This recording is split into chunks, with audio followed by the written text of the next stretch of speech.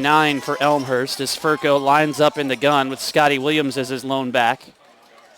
Motion to the near side, and it's an option to the right edge for Williams. Williams tried to sidestep an arm tackle, but was able to pick up a first down into Illinois Wesleyan territory. Tackle made by Tyler Bolden, reaching out and stuffing Scotty Williams from what could have been a big gain. Bolden, a guy who's seen a little bit of both sides of the football for Illinois Wesleyan. He's moonlighted at quarterback a little so far this year for IWU. Of course, the big question for Illinois Wesleyan is quarterback. Rob Gallick is out, suffered an injury late against Wheaton. Motion up front, free play for Elmhurst. Furco will unload it underneath. A short pass is reeled in by Joe Sanfilippo.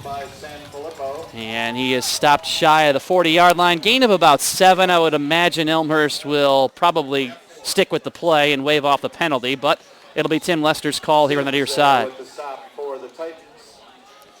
Well, Scotty Williams has faced the Titans of Wesleyan 3 previous times. As a freshman in the 2009 season, went for 70 yards on 17 carries.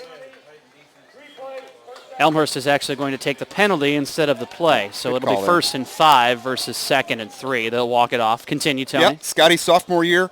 Titans really did a great job of bottling him up. 39 yards rushing on 14 carries, and you and I talked in the pregame. That was one of the better defenses we've seen in the CCIW in the Wesleyan Titans that year. But last year he broke through. 28 carries for 127 yards against these Titans. Ton split to the near side. Furco out of the gun on 1st and 5 with 13:18 to play first quarter. It's Williams, and he slips in the backfield. Now that rain was very substantial as it came in, and this is a brand new turf here for 2012, so I imagine it's still a little slick. Kind of general rule of thumb, it takes about a year or so for everything to settle on the turf, but still no standing water, which is a good thing. Yeah. Field's in pretty good shape. That time John Worley, the left defensive end for the Titans, able to get Adam Smith back on his heels. Let's meet the starters for this contest here in just a second. First, the second down play, 2nd and 7. It's Williams coming near side, turning the corner, falling down inside the 40 to the 39. For Elmhurst on offense, the line, Charlie Homoki at left tackle, Adam Connors left guard, Chris Kirkpatrick the center, Peter Stamos right guard, Adam Smith right tackle. That's a very experienced bunch. Joe Furco is the quarterback. He has Scotty Williams in back as the running back. Wide receivers, Corey Tunn, Chase Hamby. Double tight ends, Vince Gabries and Ryan McGuire. It is a 3rd down and 2 for Elmhurst with 12:15 to play in the quarter, and it's a Wildcat look.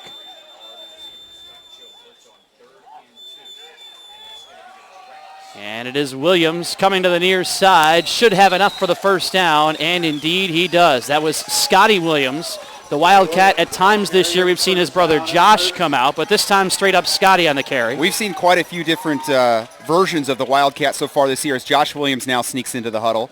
We've seen Joe Camilleri in the mix. We've seen Josh Williams in the mix. We've seen quite a different look throughout the year, and Coach Lester has always added a new wrinkle each week moving forward. 1st and 10 from the Illinois Wesleyan 36-yard line. Scoreless ball game first quarter. Elmhurst on the move in the opening possession. A stunt on the defensive line. Play fake for Furco. Dropping back, stepping up, throwing deep. Wide open, back of the end zone. Can he reel it in? No.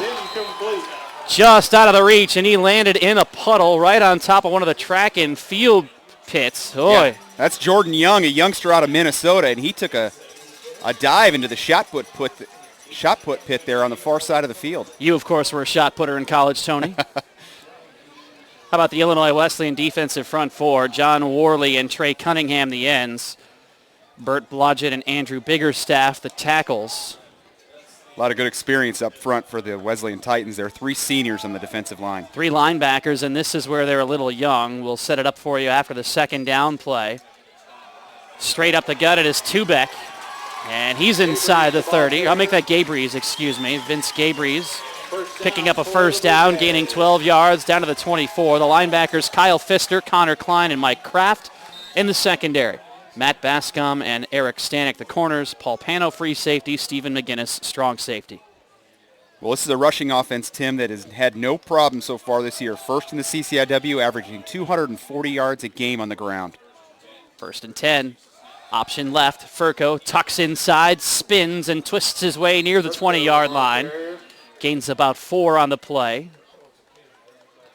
And I give Joe Furco a lot of credit. We talk a lot about Scotty Williams here on the broadcast, but Joe Furco, a fourth-year senior, leads in every major passing category in terms of career records here at the college. He's been nursing a sore shoulder for the better part of the year, and he just keeps showing up on Saturday and getting it done. It has been a record-setting season for this Elmhurst squad, hoping that their 2012 season continues beyond today. We have not mentioned the Blue Jays are ranked for the first time in program history in both polls, the AFCA as well as the D3Football.com Top 25. Scotty Williams with 4 more sets up third and short.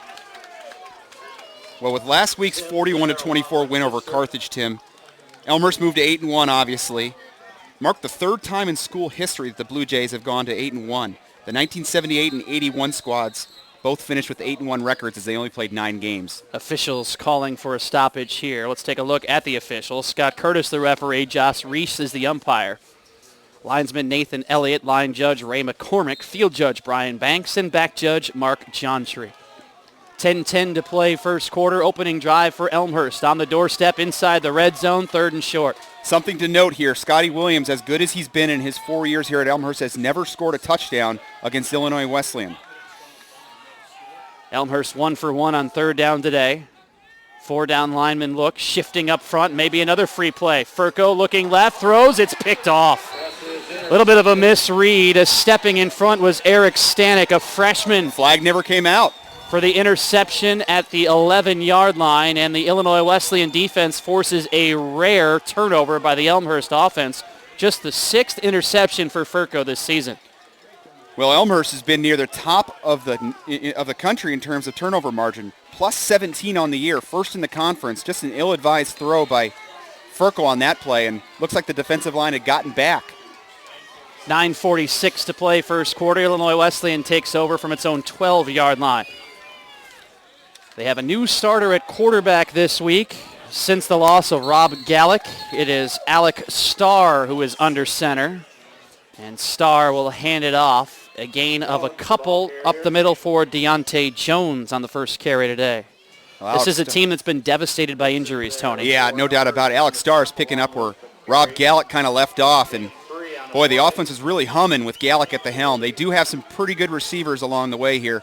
We'll touch on those here in a minute. Tyler Hook and Tyrell Bolden have both seen time since the injury to Gallick. Now it's Starr starting today at a screen out to the right side. Joe Musso with the reception, and he is dropped behind the line of scrimmage for a loss. Well, look at the production that the receivers have given you for Illinois Wesleyan. Alex Garvey's their leading pass receiver. Comes in today with 46 catches for 688 and 10 touchdowns. Tate Musselman, who we're not going to see today, another 8 touchdowns and 17 receptions there. And Musso's a pretty good player in the slot as well. On the line for Illinois Wesleyan, Matt Siegert, left tackle. Niall Mulcahy, left guard. Nick Varchetto, the center. Scott Bedke, right guard. Zach Anderson, right tackle. As we mentioned, it is Alex Starr under center. Elmhurst showing some pressure. It's a play fake. Starr bootlegs to his left. Has time, steps up, throws high. It's incomplete. Musso looking for a flag, but none there, and the Elmhurst defense produces a quick 3 and out, and now I guess worst case scenario for Elmhurst, despite the turnover, they're going to have decent field position here with 8.5 to play in the first quarter. Yeah, offense had something cooking on the first drive. Great job by the defense to turn away the Titans. Of course, a lot of talk about the football team here, but it's a busy day across campus because the Elmhurst College volleyball team is in the NCAA tournament and hosting the regionals. I'm going to sprint over there possibly at the end of the game today to get in for the 4:30 start, which I'll be broadcasting as well. Alex Garvey punting for Illinois Wesleyan with the left foot, a high, beautiful kick. Pretty good one. All the way back to the 38-yard line. Andrew Tubeck with the return, headed the wrong direction. Wesleyan ball hawking, trying to rip the football away from Tubeck. They'll give him forward progress out to about the 34-yard line where Elmhurst will take over, and nothing like a solid punt to produce better field position. Regional rankings this week, Elmhurst ranked 3rd behind Mount Union and Concordia Chicago. A lot of questions about Concordia Chicago, I think, across the board, but I'll say this, it's a very explosive offensive team. I've seen them a couple of times this year. They put up almost 70 points in a win over Hope. Flag before the snap. 8:12 to play first quarter. And it is a false start against Elmhurst. Well, if this is your first time tuning into Elmhurst football so far this season, what you're going to see on offense is a pretty steady attack of the zone running game. Not a lot of wrinkles in this running attack for the Blue Jays. Very effective. We mentioned 240 on the ground as an average so far this year, but in terms of scheme, it's a zone running game up and down. You'll see a little bit of veer look and some speed option, but largely some inside zone action with this veteran offensive line. 244 yards per game, ranks in the top 25 nationally, 21st in the nation. Furco looking to throw. He'll flip it out to Scotty Williams along the near sideline, driven out of bounds across the 30 at the 31. Picks up a couple on the play with 8:06 left in the first quarter. It's a scoreless ball game. I'm Tim Calderwood. Next to me is Tony Minestra talking about the volleyball regionals. At 4:30, Wash U will take on Chicago, and then at 7 o'clock tonight, Elmhurst has a chance to avenge 2 of their 7 losses when they host Wisconsin Whitewater. That's happening across campus in R.A. Faginal Hall. And they exercised some demons last night against Webster. Joe Furco stepping up in the pocket. He's flushed wide. Furco still looks to throw. First option is complete to Williams. Across the 40 to the 42. That's a very savvy senior play from Joe Furco. No doubt about it. Those 2 seniors have made some memories here so far this year, number 7 and number 20. Talk a lot about Scotty Williams running the football, Tim. That's his 17th catch on the year. He's around 150 yards receiving. Got 2 scores receiving as well. Another 3rd and short, and whistles as the snap was handed to Scotty Williams. Flags fly. And we'll see if it backs up the Blue Jays again. Yep, another penalty. And a little sloppy here. One thing in games like this, Tony, you cannot afford to shoot yourself in the foot. A turnover, and I think this is the 3rd penalty against Elmhurst already as well. Sure is. Well, there's a lot of emotion swirling around Langhorse Field today, obviously. I had a chance to talk to coaches and seniors all throughout the week, and there's a very workmanlike attitude, so I'm surprised to see some of the early mistakes by the Blue Jays. We've already mentioned the seniors, but I want to bring up something that Tim Lester has instituted from his time at Western Michigan, which I'll get to after the 3rd down play. It's 3rd and 7 for Elmhurst. And a spread look for the Jays. Here comes pressure from Illinois Wesleyan up front. Line holds. Furco over the middle to Scotty Williams. First down to midfield. Williams falling forward to the 47-yard line. Tony, this week in practice, Tim Lester has instituted, I'll call it a senior walk, I guess, where he lines up his seniors, and each member of the team has an opportunity to spend some time talking to their seniors and how important they have been to this team and discuss matters with them. I understand this process can take over an hour to complete at times. Pretty special moment. It's emotional for everybody involved. There's no doubt about it. Gabries out of the veer look to the 40-yard line, picking up 7.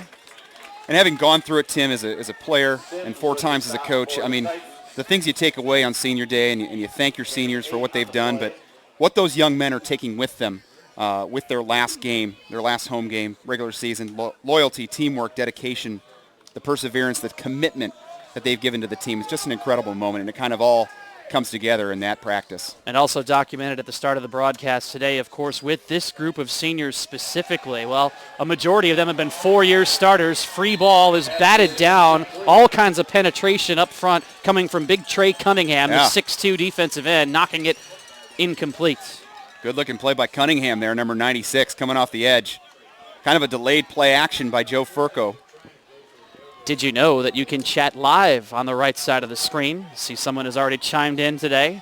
Option is there for you to smack talk each other if you so desire, or talk back and forth about the contest. If it's awesome enough, maybe we'll mention you on air. 3rd down and a long 2 for the Blue Jays at the Illinois Wesleyan 40. It's already the 2nd venture onto the Illinois Wesleyan side, but nothing to show so far. Furco hands it off to Williams. He is met at the line of scrimmage, but keeps on chugging, and he'll be very close to a first down.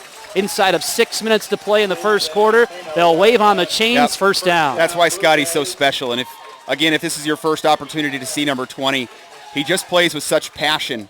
He plays with a tremendous amount of lower body strength as well. He's very shifty, very quick out of the backfield, but he can play with some power as well. How about some important numbers for Scotty Williams?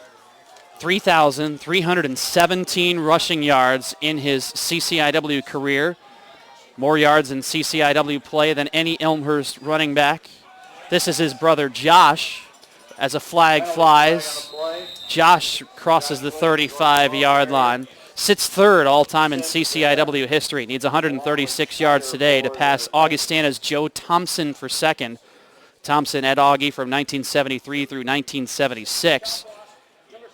A chop block is the penalty. And another mistake by Elmhurst. It'll back up the Blue Jays all the way onto the Elmhurst side, I believe, when the mark-off is complete. Well, and it is indeed back to the 48-yard line. It's Adam Smith, the right tackle, number 73. The rule is if you're engaged with another blocker, you can't come low on the defender. I'm assuming that's the call. CCIW's all-time leader, former NFL running back and Carthage grad, Jim Jodat, who was at Carthage from 1972 to 1975. So how about that span? Top two rushers in CCIW history were in the conference at the same time. Josh Williams is hit behind the line of scrimmage on the draw. Illinois Wesleyan not fooled as we close in on 5 minutes remaining. Well, the Blue Jay offense has been marching down the football field, but they've been shooting themselves in the foot. Now working with 1st and 25 here. 2nd and 25, I'm sorry. Jim Jodat, by the way, 207 yards in front of Scotty Williams. And just keep in the back of your mind, twice this year, Scotty Williams has been over 200 yards for the Blue Jays. 2nd and 28 for Elmhurst, all the way back to the 45. Twins to the near side. Furco will hand it off. This is Scotty Williams. Scotty Williams back onto the Illinois Wesleyan side of the 48. But it is still going to be a very long 3rd down here for the Blue Jays. Blue Jays have been good this year on 3rd down. 2nd in the conference, 45% on their 112 3rd down opportunities. Speaking of the conference, what else is happening today? Well, weather also affected the start of the North Park Wheaton contest. Carthage is at Milliken, North Central at Augustana. The Illinois Wesleyan fans come to life, and there's a huge contingency over there with plenty of fans gathered on the track as well. Furco rolling left, throwing to Corey Tunn near sideline, out of bounds inside the 40. Makes it a little bit closer. Punt or go here. Tony, what do you think with 3:52 to play in the first? Well, I think Coach Lester's playing the field position game here. Possibly a squib punt from Joe Furco and coming here comes on. Your punt team. Oh, never mind. They'll change it out. I think you're in good shape. You have an inexperienced quarterback for Wesleyan. Your offense has moved the football pretty consistently, if not for the mistakes. So you live to fight another drive here. Sean Sullivan, a senior for Elmhurst. He's the punter out of St. Charles, Illinois. Sullivan just under 1,000 yards on his punts this year, averaging 35.7 yards per kick. They would love about a 35-yard kick here. It would pin Illinois Wesleyan inside the 5. He'll angle it towards the near sideline, and it is into the end zone. A touchback, so only a net of about 19 yards on the punt from Sullivan. Pretty good break there for Wesleyan as they'll start on the 20-yard line here. A lot of buzz around campus and through the alumni as well about this Elmhurst team. A couple of alums chiming in on the chat board right now. We have not met the Illinois Wesleyan offense. We'll do it here in a moment. As the handoff comes to the near side, that was the fullback, Sean Conley.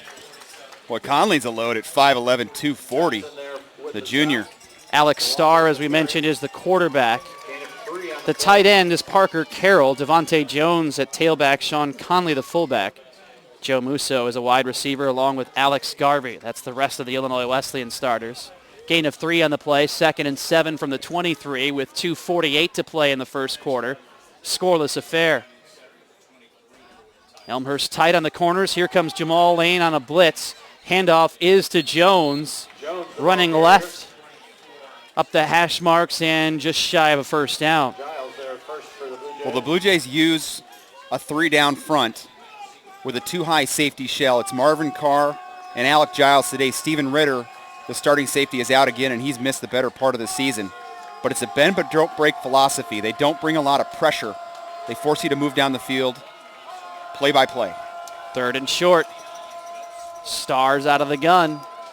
Fake handoff. Starr on a keep. Straight ahead. Will pick up the first down across the 35 to the 36. Here's the Elmhurst defense. Charlie Roberts and Dan Vicari are the ends, with Eric Vincent starting at the nose. 3 linebackers, Brian Bonds, George DeMaria, and Wayne Tuxon. Three safeties for the Blue Jays, Ryan Johnson, Stephen Ritter, and Alec Giles. Mark Evangelista and Jamal Lane, the corners. First down for Illinois Wesleyan. Clock running inside of 2 minutes first quarter. 3 down linemen for the Blue Jays. Starr throws low.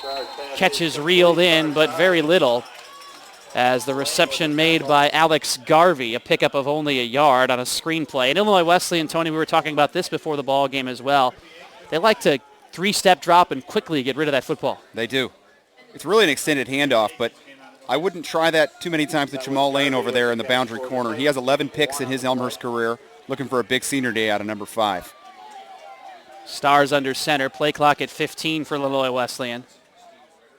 Second down and 9. It's a play fake and a good one as Starr steps up, rolls right, and throws it behind his receiver. It's picked off. Alec Giles, the free safety, in coverage, takes it away, and an interception. Boy, there was a lot of time for a couple of things there. Starr, number 1, could have tucked and run, and number 2, he had another open receiver actually in front of his intended target. It sure was. Well, the Jays shifted that time. It was a man look, and Giles was the free safety, so he just read the route and made a play. Each team with a turnover here in the first quarter. 1:06 to play, still scoreless. Elmhurst with the ball for the third time, starting from its own 43, 1st and 10. Blue Jays twice have already moved into Illinois Wesleyan territory, but no points of yet. Well, this can be a very explosive offense. They're averaging nearly 420 yards a game. Furco out of the gun. Hands it off straight ahead. Williams met immediately. This might be a situation where there won't be a lot of room up front just simply because of the size and experience of that defensive line. You talk about guys like Blodgett and Biggerstaff right in the center. They go 280 and 260, do the two defensive tackles for the Titans. 2nd and 8. Inside a minute. Some fired up fans down below us. Still a good crowd in spite of that storm that came through. I noticed a lot of the tailgating had to retreat under cover. Many people were in their cars. Great play fake. Furco waiting and now makes the smart decision. He'll tuck and run inside Illinois Wesleyan territory to the 49, picking up 7 yards, 3rd and short. Little boot look. And the running game draws a lot of attention for the Blue Jays. Joe Furco with plenty of time out on the edge makes the good decision to tuck it down and set up a short 3rd down. Furco trotting on. We'll see if Elmhurst even opts to run a play here or if they'll let the quarter expire.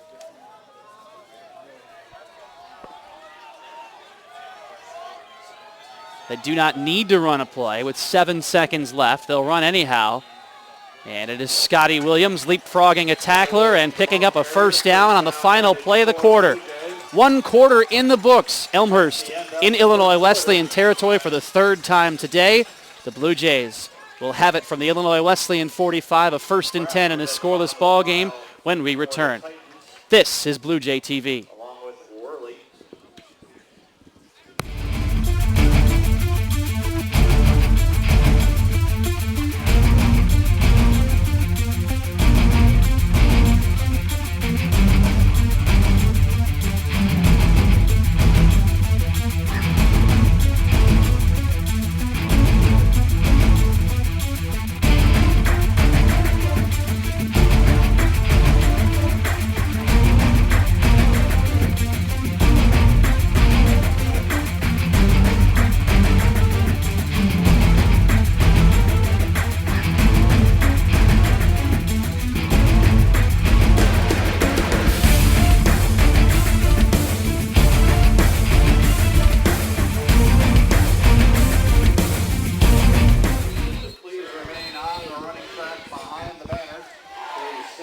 First and 10 for Elmhurst at the Illinois Wesleyan 45. Ready to start the second quarter. Tim Calderwood next to Tony Minestra.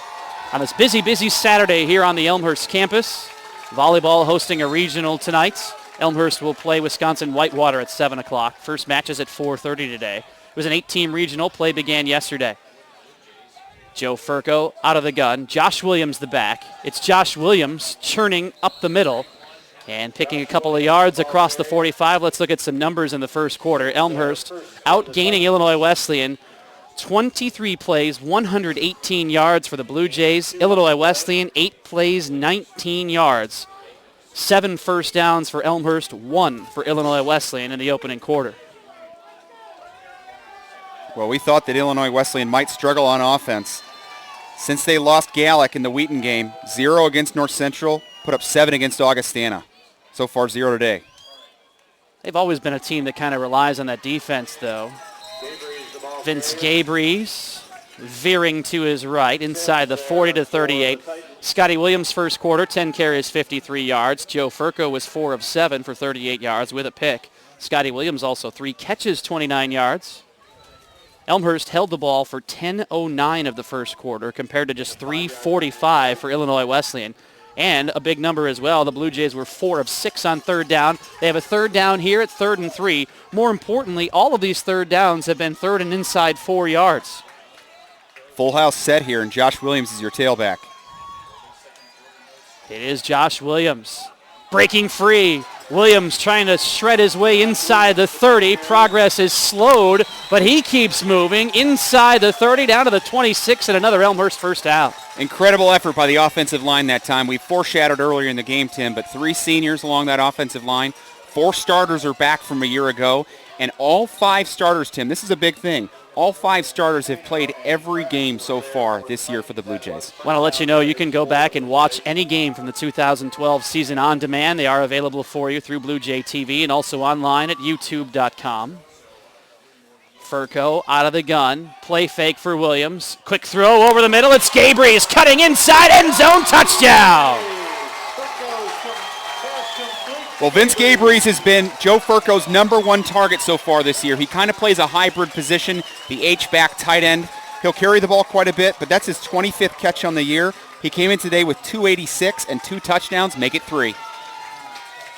One thing about Joe Furco that I really like, though, he spreads the wealth around. He sure does. That's only the 3rd touchdown to Gabrys. Corey Tunn, Ryan McGuire, Scotty Williams all have 2 touchdown catches as well.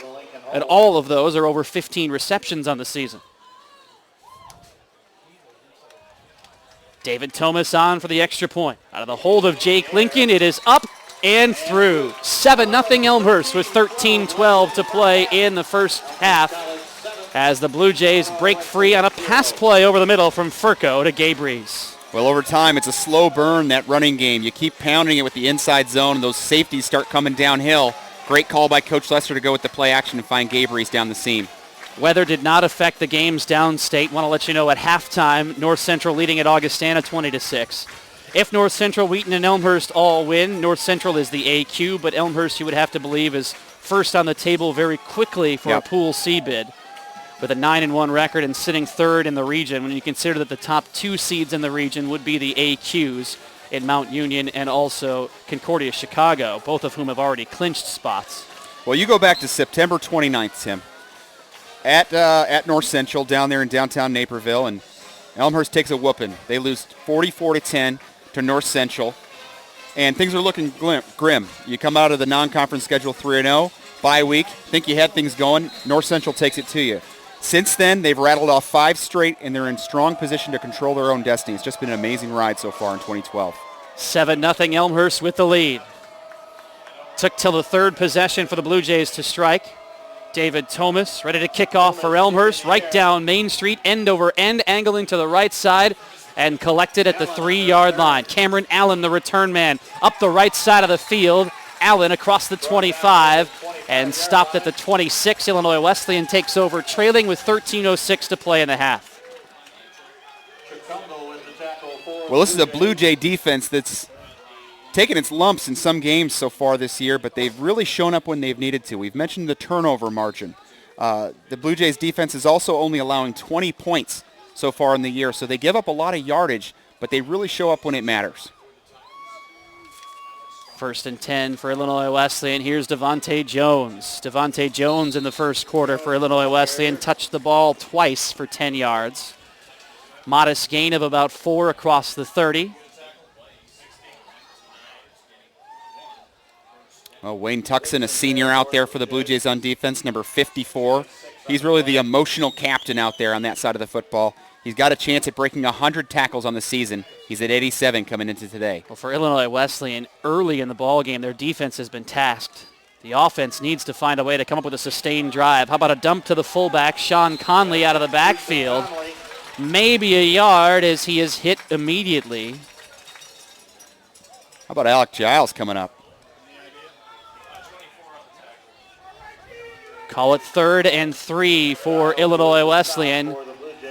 And Elmhurst has an opportunity for another quick 3 and out. Illinois Wesleyan with a turnover and a 3 and out on defense as well. Well, pressure look in for the Jays. They don't bring a lot of heat, but they do have special personnel packages for it. Jones up the gut. Jones still on his feet, crossing the 45, picks up a first down as he is stopped by Marvin Carr, the strong safety, preventing a potential touchdown. There was a lot of field in front of Jones. Yeah. Marvin Carr is a young man who's been forced into duty at safety. Naturally a corner, but with the injury to Ritter, he's been back there on the hash. How about the sun peeking out from behind the clouds? I like that after the weather we had roll through here earlier. Handoff to Jones, angling left, spinning away, and he'll be hit shy of midfield. Devontae Jones pressed into service with TJ Stindy not able to finish the season. Weather conditions for this final regular season Saturday of 2012. It is a wonderful day now. Temperature at 58 degrees. The sun is out. The lights are on here as well. The lights were in addition to Langhorst Field last season. It was coming down pretty good here before the game, but just a beautiful afternoon right now. It's Jones again. Sutter stepping right for 4 yards out to the 47-yard line. Wind is out of the southeast at 13 miles an hour on a mostly cloudy Saturday afternoon here in Elmhurst. And again, we started 45 minutes late due to weather today. Well, Wesleyan now answering with a kind of a grinded out drive. First 2 possessions very quickly off the field were the Titans, but now mounting a drive. Conley, the fullback, is the lone back. Fullback with the carry. Conley tripped up, and he's going to be shy of a first down. Some good penetration for Elmhurst on this short yardage play. Charlie Roberts in the backfield, tripping up Conley, shy of the first down. Going to be 4th and about half a yard. And they'll go for sure. There's absolutely no doubt about it. You have a 240-pound fullback in Conley. Devontae Jones has been running the ball pretty well. I expect him to run an ISO. 4th and short, inside of 10 minutes to play in the first half. 7-0 Elmhurst. They'll spread it out here. Conley lines up to the right of Starr. 3 wide look, twins to the near. It's a play fake. Conley, the buff. I don't think he got it. Starr will be close. Elmhurst saying the ball came free, and the Blue Jays have it. How about it's that? A fumble. Dan Vicari, the man on the spot on senior day. Still surprised to not see Illinois Wesleyan line up tight on 4th and less than a yard and just run up the gut. Yep, they use Connolly as a one-back set, and they kind of run a zone read. They allow the inexperienced quarterback to take it off the right guard, and he gives up the football. Big play for the Blue Jays. That is 2 turnovers for Illinois Wesleyan today. Elmhurst again with strong field position, starting from the own 45-yard line. 9:35 to play first half. Furco flush from the pocket, rolling right, throwing off his back foot, short to Tunn with a big reception. Tunn with a curl route coming back towards Furco, made the grab at the 36-yard line and a first down for Elmhurst. Yeah, option route for Tunn that time, and he's Furco's most reliable receiver out there at the wideout position. They use Deagle on the inside route to clear out the safety, and you get one-on-one coverage with the corner. 1st and 10 with 9:23 to play in the half. Receivers split to either side. Scotty Williams in back of Joe Furco in the pistol look. It is Williams waiting for the play to develop. Williams seeks a seam, and he'll be stopped shy of the 30-yard line, gaining about 5 on the play. Well, just to give you some perspective on Scotty Williams, and we could spend a better part of a quarter going through his accolades. Coming into the day, he's at 4,700 yards rushing. The next closest Elmhurst back in Eric Luna, a great back by his own right, is at 3,500 yards. So that'll give you some perspective to see what a great career it's been for number 20. And not done yet. 2nd down and 6. Furco dropping back, stepping up, throwing underneath. It's Jeff Deagle. Deagle for a few is dropped shy of the sticks. It'll be 3rd and short. Joe Furco in his own right, Tony, honored today, a 4-year starter. Look at all the records that he holds. You know, you forget about Joe Furco, but Preston DeServis as a freshman, he's basically been the starter for the better part of the last 4 years. 7,500 yards passing is an all-time record here at the college. Pass attempts, completions, career passing touchdowns. He has them all. So it's been quite a career for number 7 as well. One of the themes with Elmhurst have been quarterbacks who have played for extended periods. You look at the top 2 in career passing touchdowns behind Furco is Scotty Williams with a draw. Williams with some open field inside the 20. Wrestled down to the 16. A little extracurricular activity as Williams picks up a first down. Talking about Dom Dema and Chris Kudaba, who were solid quarterbacks in their own right, but also pretty much 4-year players. Yep. And Dom Dema's a quarterback that played for Coach Lester while he was here as an offensive coordinator. So a lot of the offensive records are set under the tutelage of Tim Lester. Elmhurst hoping that today is one of the more significant wins in school history and perhaps the crowning point of all the hard work that Tim Lester and his staff has put in over the past few seasons, especially with this senior class. Here comes pressure. Furco running right, flips it to Scotty Williams. Williams cutting inside, still on his feet and shoved out of bounds shy of the 5-yard line. Well, I'm going to give a lot of credit to Jeff Deagle, the wideout on that side of the field. They run speed option to the short side, and he drives the corner into the sideline. Great block by a wideout there. First and goal for Elmhurst, spotted at the 7-yard line. Trying to take a 2-score lead, up 7-0 with 7:15 to play in the half. And Tim, you talk about this senior class, and this really is the first true recruiting class as Coach Lester came in very late in the process in his first year. So this is his first group of students that he's recruited here at the college. Deagle to the near side, Ton the far. Scotty Williams and the Wildcat. Williams turning the corner in a great open field tackle as Scotty Williams dragged down by Kyle Pfister, the junior linebacker, at the 10. Blue Jays certainly going through some growing pains. There was a losing record in the CCIW in there. Tim's first year was 7-3. They went back a step, 6-4 the next couple of years, and they've really broken through this year. 8-1 coming into this Saturday. Illinois Wesleyan, meanwhile, 6-3, a team that had been in the top 25 this year as well before suffering several key injuries. Yep. Play fake, Furco, plenty of open field. Furco still looking, now he'll run. And Furco, I think, tried to create a little too much there. If he would have decided to run the whole way, there was plenty of open space all the way into the end zone. He does gain a couple, and it'll be 3rd and goal for the Blue Jays, spotted at the 6-yard line. I agree with you, Tim. Looking to make something happen is the senior quarterback there, but good decision to tuck it down.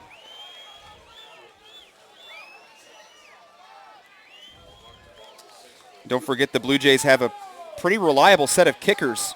David Thomas, pretty good weapon out of the kicker position. 3rd and goal. Motion coming near, low snap.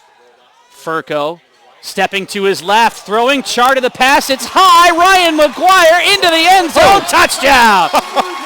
Illinois Wesleyan saw it developing, came out and had a chance at the pick. When the pick was not made, Ryan McGuire was unescorted into the end zone for a touchdown. Kyle Pfister, the linebacker on that side, the junior, sniffed the play out, but Joe Furco put just enough mustard on it to get it over the outreach fingertips of the Illinois Wesleyan defender, and Ryan McGuire puts it in for 6. Second touchdown for Furco today. Both of those have been to tight ends. Boy, some big plays here early by the seniors. Furco, we saw Dan Ficari with the turnover, and now McGuire. 5:46 to play first half. Here's the Thomas extra point. On its way, right down Main Street.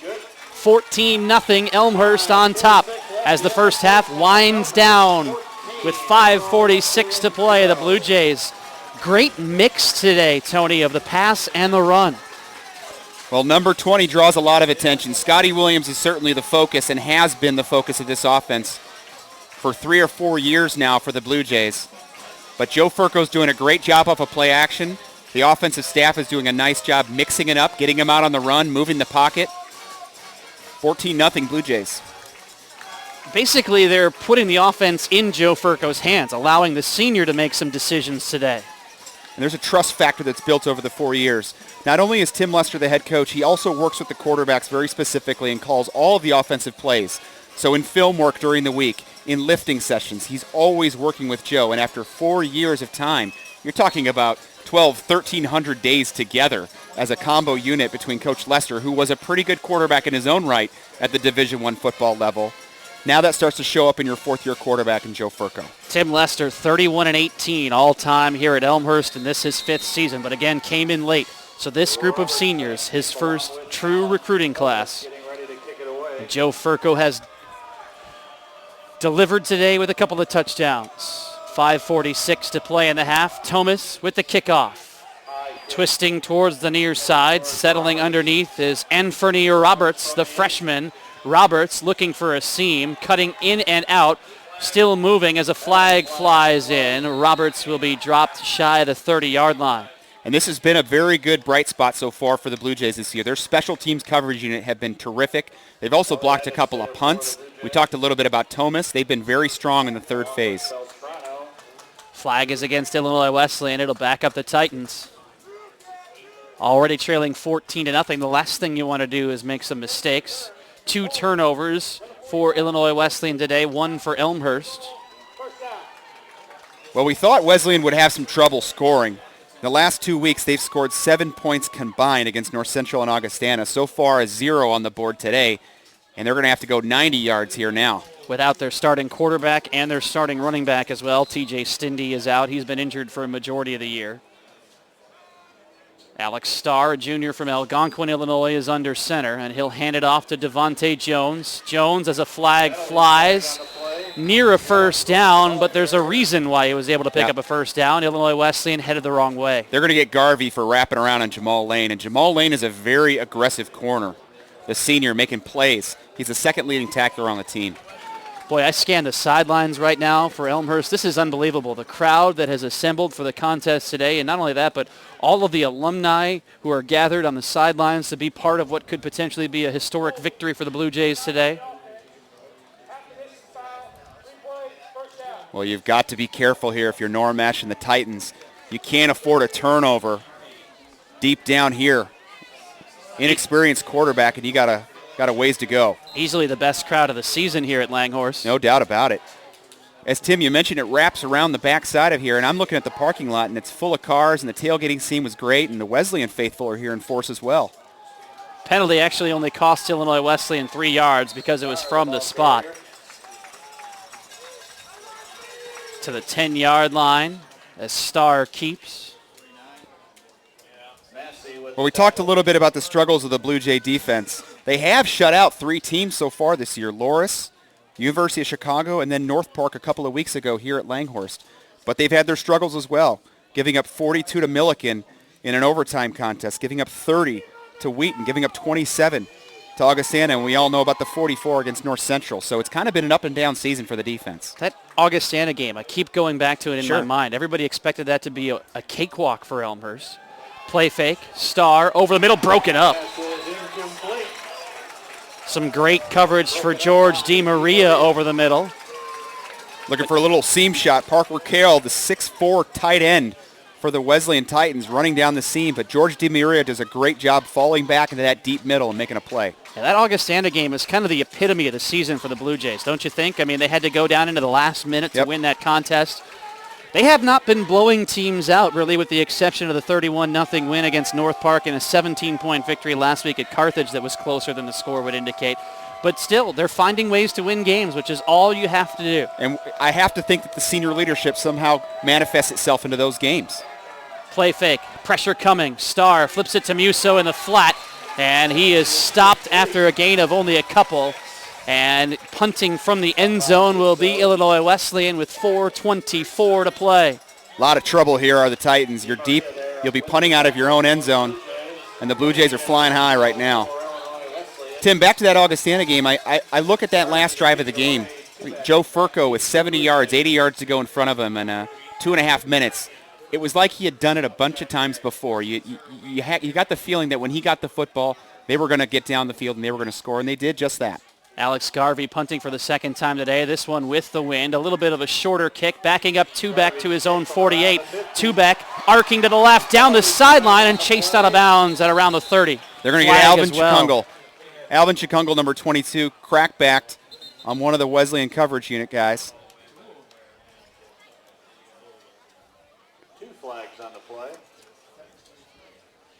Boy, Andrew Tubeck, quite a weapon in the last couple of years.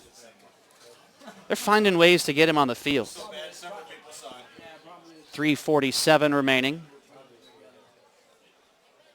Boy, Tubeck is one of those running backs that's going to need to fill in as Scotty graduates this year, but you also have Josh and James Richardson, and Andrew Tubeck will be a senior next year, so the line just keeps moving. This will already be the 4th penalty, and there are 2 fouls against Elmhurst. Block in the back declined. Holding accepted. 10-yard penalty for the Blue Jays with 3:47 to play in what's been a very exciting first half for Elmhurst, leading 14-0. Move it to the 39-yard line. Well, the referee gave you the incorrect statement there. It's not from the end of the run. It's from the spot of the foul, and that's why Elmhurst is buried inside of their 40-yard line. Still, though, very good field position for Elmhurst. I don't think that they have started a drive yet any farther away than their own 35. Well, Tim, it comes back to some of the things that you don't see in the box score, the turnovers, the special teams coverage, the field position. These are the ways that the Blue Jays are winning this so far this year. Illinois Wesleyan showing pressure. Furco straight ahead on a keep. Surpasses the 40-yard line out to the 42. Gain of 4 on the play. Boy, how about Joe Furco last week? Showing off the wheels. 4 carries for 62 yards. He scored twice on scramble plays. He is the second leading rusher for Elmhurst Sure this season. is. 181 yards. Josh Williams right behind him at 166. And remember, Josh Williams joined Elmhurst late. The brother of Scotty, who is, of course, the focal point of the offense. Don't think Furco's going to be winning any 40-yard dash contests. Furco will slip it out to Williams. His 4th grab today across the 45-yard line to the 46, and another 3rd and short. Well, here it is. Elmhurst just being very methodical with it. With the exception of the turnover, they've been very good with the football here, especially in 3rd down position. We mentioned they're second in the CCIW in converting these nearly half the time. 3rd and 3. Scotty Williams time. Williams tripped up, but has enough for the first down, just shy of midfield. Elmhurst converting on 3rd down again. Tony, 8 of 10 on 3rd down today. Just incredible. Just incredible. And the strength of that offensive line, again, we go back to it, the 5 starters that have been there for 10 games so far this year. Very reliable up front.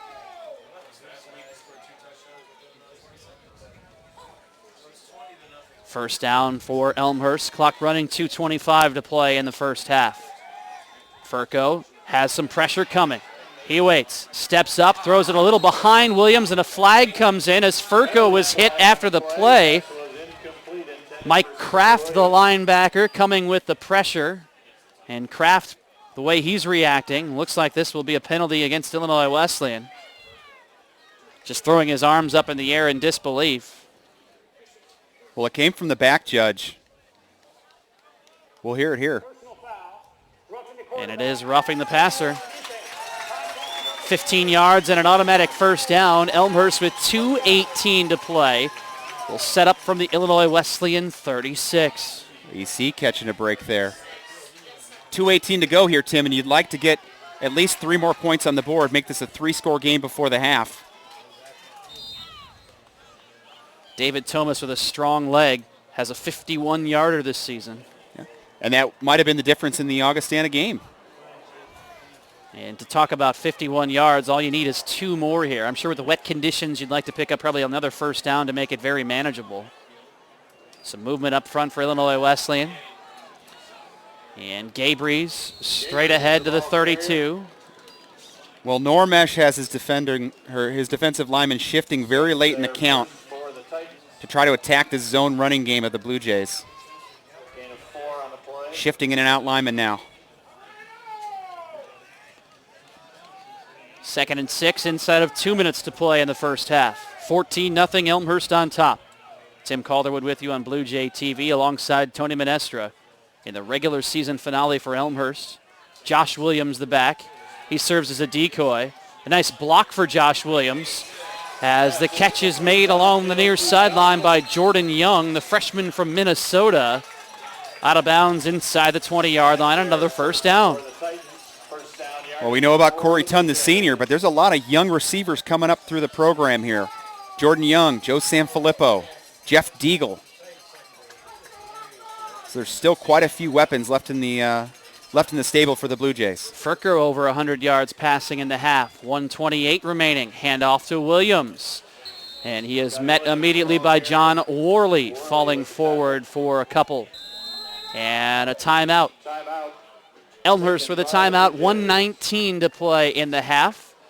It'll be a 2nd down and 8 for the Blue Jays coming out. And Tony, to be honest with you, I'm almost surprised at how much Elmhurst has been able to have their way with the Illinois Wesleyan defense. I agree. It's a Wesleyan defense, and this, you said earlier, the program has been built on this for many years.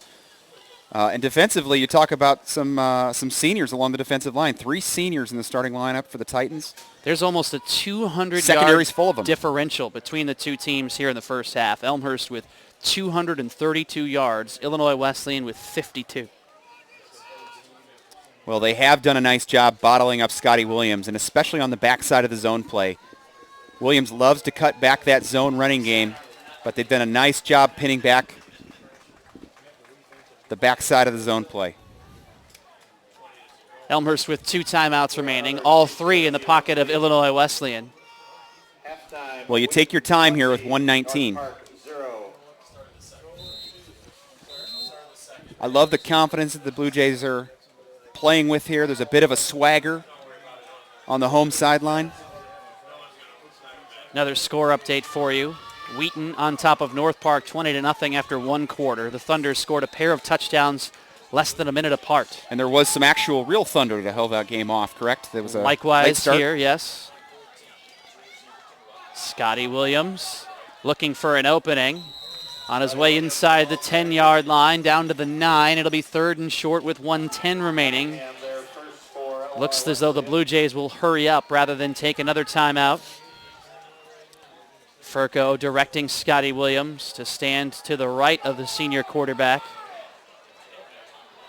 9 in the box for Illinois Wesleyan. Furco looking to throw. Here comes the heat. He lost the football. It is free, and diving on top for the fumble recovery was Zach Zacconi. That play was busted from the start, and Joe Furco was sacked. And I think Illinois Wesleyan was hoping that Zacconi would pick up the ball and take off. He had nothing but open field in front. Second Elmhurst turnover inside of a minute to play denies the Blue Jays in the red zone. Well, not my favorite call. They go with play action. They fake the speed option and try to go backside on it. Illinois Wesleyan brought some heat, and the Blue Jays are pretty fortunate that Zacconi didn't scoop and score that football. There was no one around him in a blue jersey. But they always say football first, right? Sure. Big play there for the Titans. See if they take some shots. Get a look at Alex Starr starting for the first time this season. He'll put it in the belly of Jones. Jones with an open field. Jones across the 45 out to the 46 and a first down. That will allow Illinois Wesleyan with 40.5 remaining to potentially spare one of those 3 timeouts. They'll start to wind it as the chains are set. Starr out of the gun with Jones on his right hip, throwing over the middle. A little quick in route for Alex Garvey. Another first down to the Elmhurst 40. Perhaps this hurry-up is something Illinois Wesleyan may want to look at headed into the second half. Well, what a turn of events for Illinois Wesleyan. Elmhurst knocking on the door. Timeout Illinois Wesleyan with 30 9/10 to play in the half. Here we are on the other side of the 50-yard line on the 40 going in are the Titans. 30.9 on the clock. You've got to get points here if you're Illinois Wesleyan.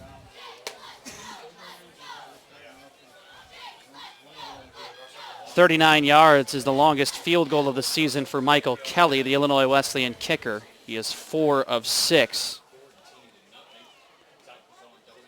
Alex Garvey also has some time as the kicker for the Titans. It'll be 1st and 10 for Illinois Wesleyan, and this hurry-up seems to have caught Elmhurst by surprise a little bit here late in the half. Well, some substitutions made by the Blue Jays. The problem with Illinois Wesleyan is that they get rid of the ball so quickly, you can't bring a lot of pressure. Corners will have to roll up on those outside receivers, and the safeties will have to play the seams. Chris Reed trying to fire up the faithful below us here at Langhorst Field. 1st and 10. Starr flushed from the pocket. Great coverage downfield. Starr tucks in, runs. He is chased, still on his feet, out of bounds. Another first down inside the 30 to the 26. 22.2 and 2 timeouts for Illinois Wesleyan. I think you can take a shot here. Sure. Illinois Wesleyan goes out of character, and they send 4 verticals down the seams. Great job on the back end by the Blue Jays. Carr had to pull it down. 1st and 10. Sprinting in from the sidelines with the play call, Brett Robinson. Illinois Wesleyan will huddle here. We'll see how much Coach Esch trusts his inexperienced signal caller, Starr. Play clock inside of 10. Starr dropping back. Here comes the heat. Pocket holds, low throw, incomplete. Underthrown for Brett Robinson at the sticks. And 17.2 left in the half, 2nd and 10. Take one more shot and then try and kick a field goal here probably, Tony? Yeah, and I'm surprised that they haven't maybe tried to attack the middle of the field a little bit with Joe Musso. He's a pretty good little receiver in between the hashes. Keep in mind, Illinois Wesleyan will receive to start the second half as well. They won the toss and deferred. 14-0 Elmhurst on top. Starr under center. Jones is his back. 4 wide receiver look, 2 to either side. Musso in motion to the far side. Starr throwing. Catch is made and a touchdown saving tackle. Pass was caught by Robinson.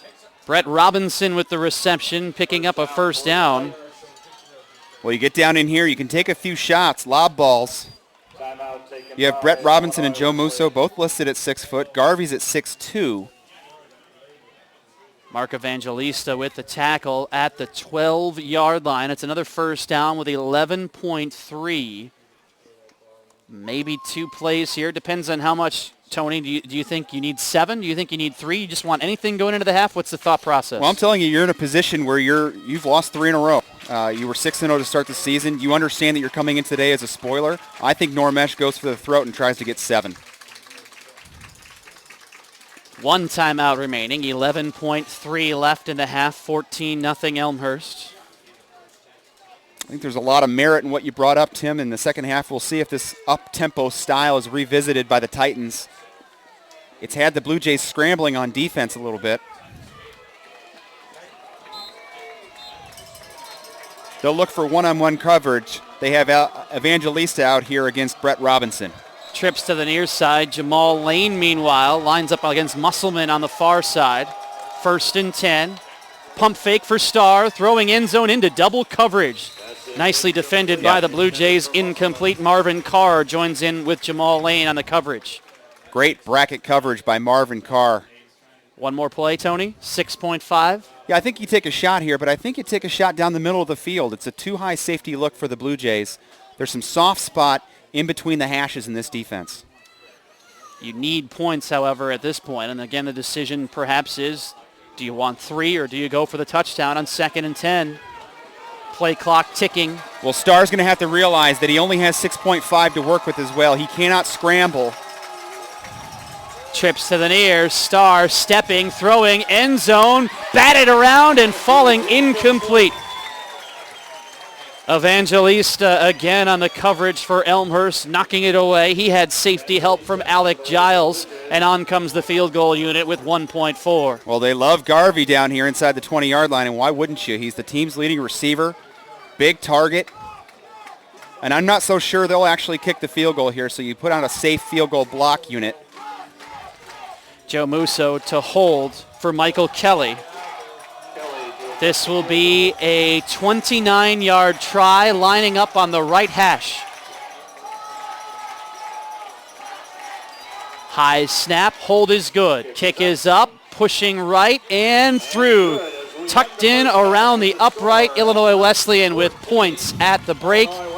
A drive capitalizing off an Elmhurst turnover in the red zone, and it's 14-3 headed to the break. And I think Illinois Wesleyan at this point has to feel fortunate that they're only trailing by 11 points headed to the locker room. Yeah, and a big, deep breath on the home sidelines there.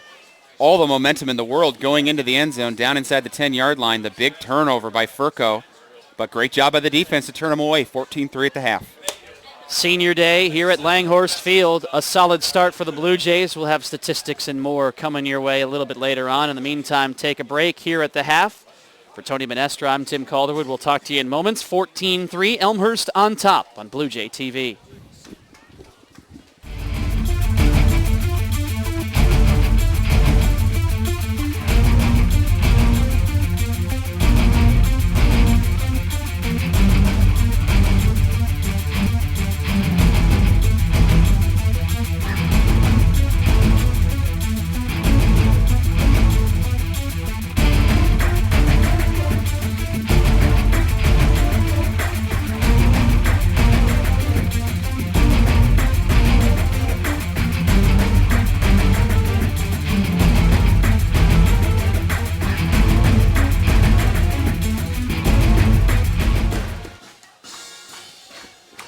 Halftime at Elmhurst, 14-3. Elmhurst with the advantage. The Blue Jays 2 first-half turnovers. Otherwise, this may have been a rout.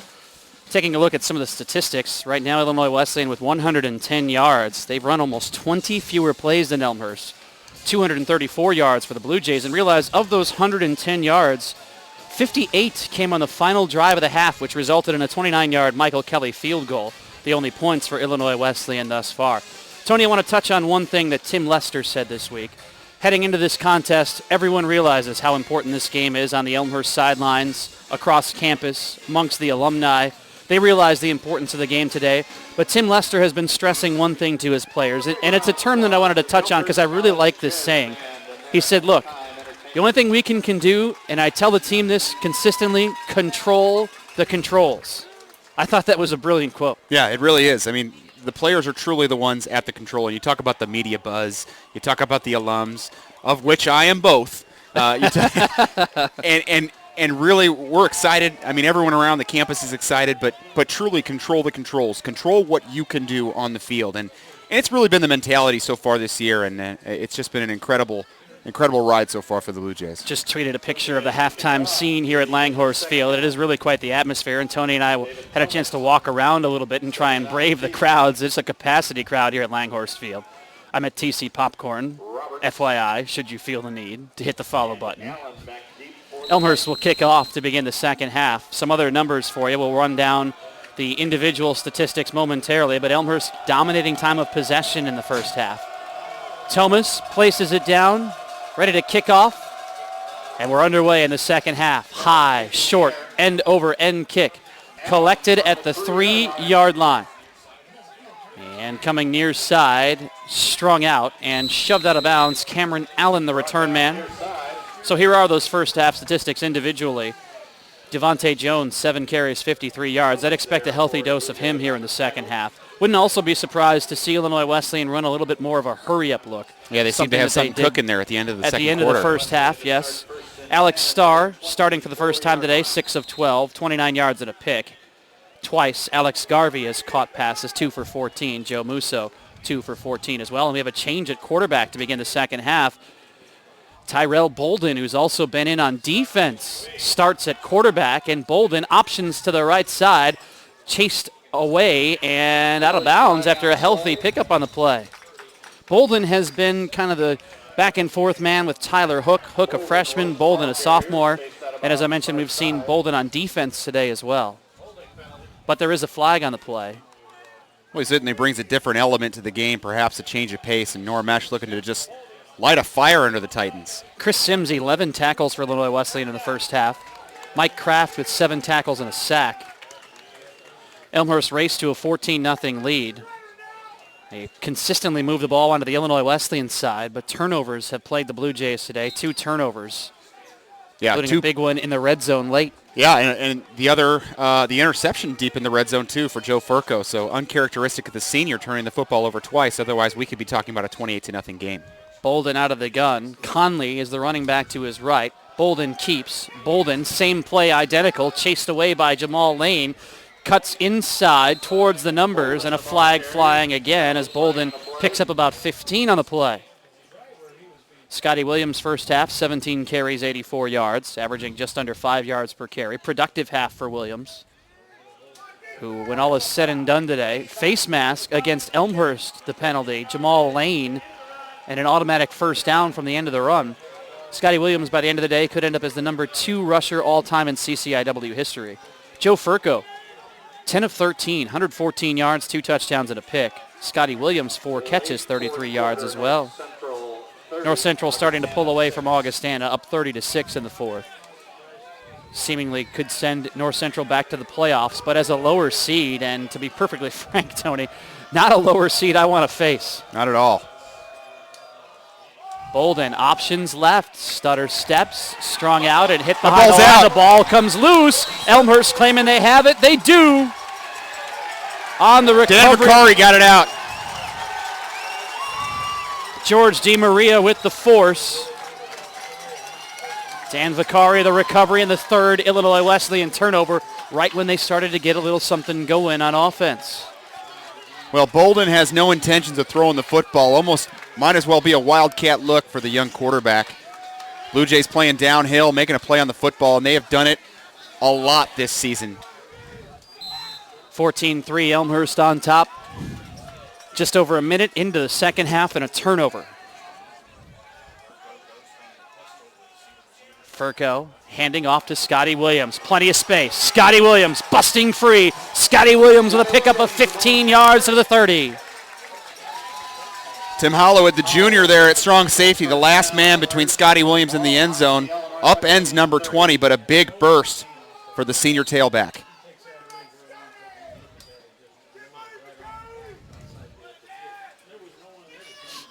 Williams rapidly approaching 100 yards today. 84 in the first half, 13 there. He's 3 away. Gabrees in motion. Gabrees on a keep. Gabrees with space. Gabrees cuts inside the numbers down to the 17. Coach Lester loves to mix it up and run this little veer game inside. The tight ends or the H-backs are often used as shifting fullbacks in this offense. Good little play there off the right guard. Again, just so you're aware, I'm going to have to peace out in about an hour or so, depending on what happens. 4:30 start for the NCAA volleyball regionals across the way, which will have yours truly behind the mic. Tony will provide the finish, hopefully to an Elmhurst victory. Scotty Williams tripped up after a gain of 5 inside the 15.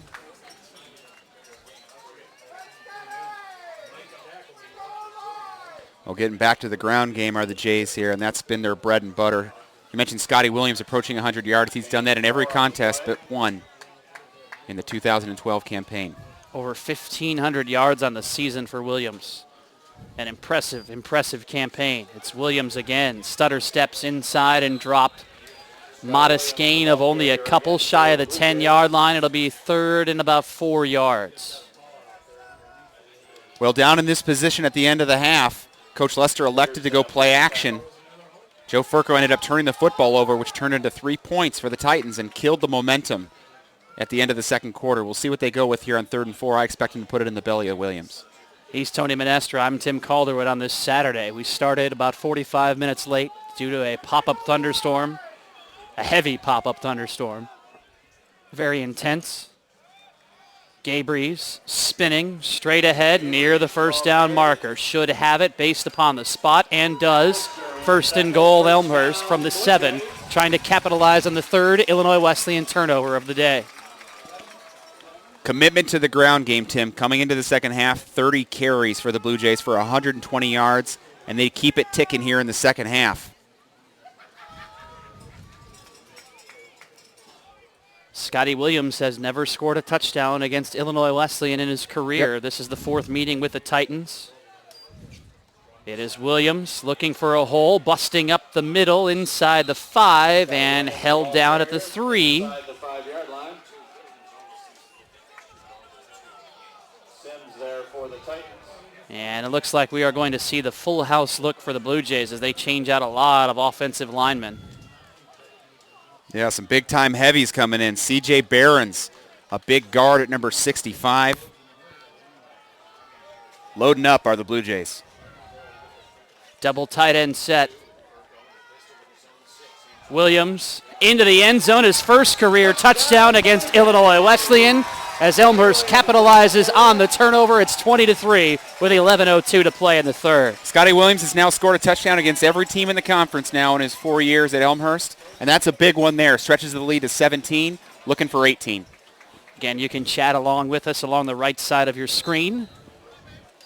And these contests are available for you to view on demand. If you want to let your family know, they can go back and watch the contest. They're uploaded very shortly after the contest. Every game this season is available there for you. Some very entertaining games to go back and take a look at in the 2012 year. Extra point from Thomas. Penetration coming through, but it's right down Main Street. Make it 21-3 Elmhurst. Well, that's a big answer by the Blue Jays. They shut down the Illinois Wesleyan attack. It seemed to be going pretty good there with Bolden at the quarterback position.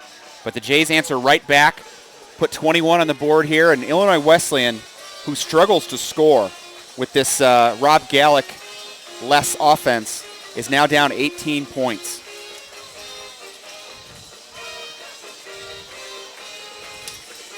Illinois Wesleyan changed out quarterbacks. Tyrell Bolden was under center for the first drive, but he turned it over.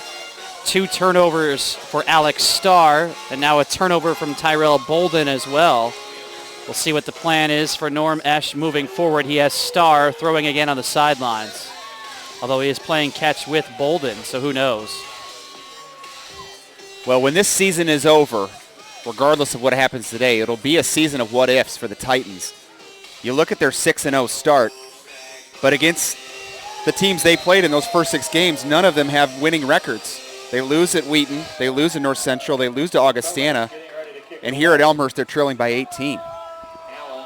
11:02 left. Thomas to tee it off for the Blue Jays.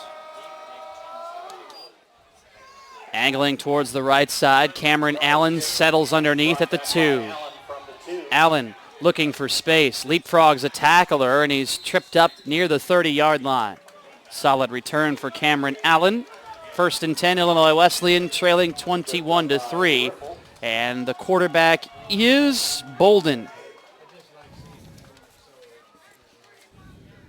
Tyrell Bolden guiding the offense here in the second half.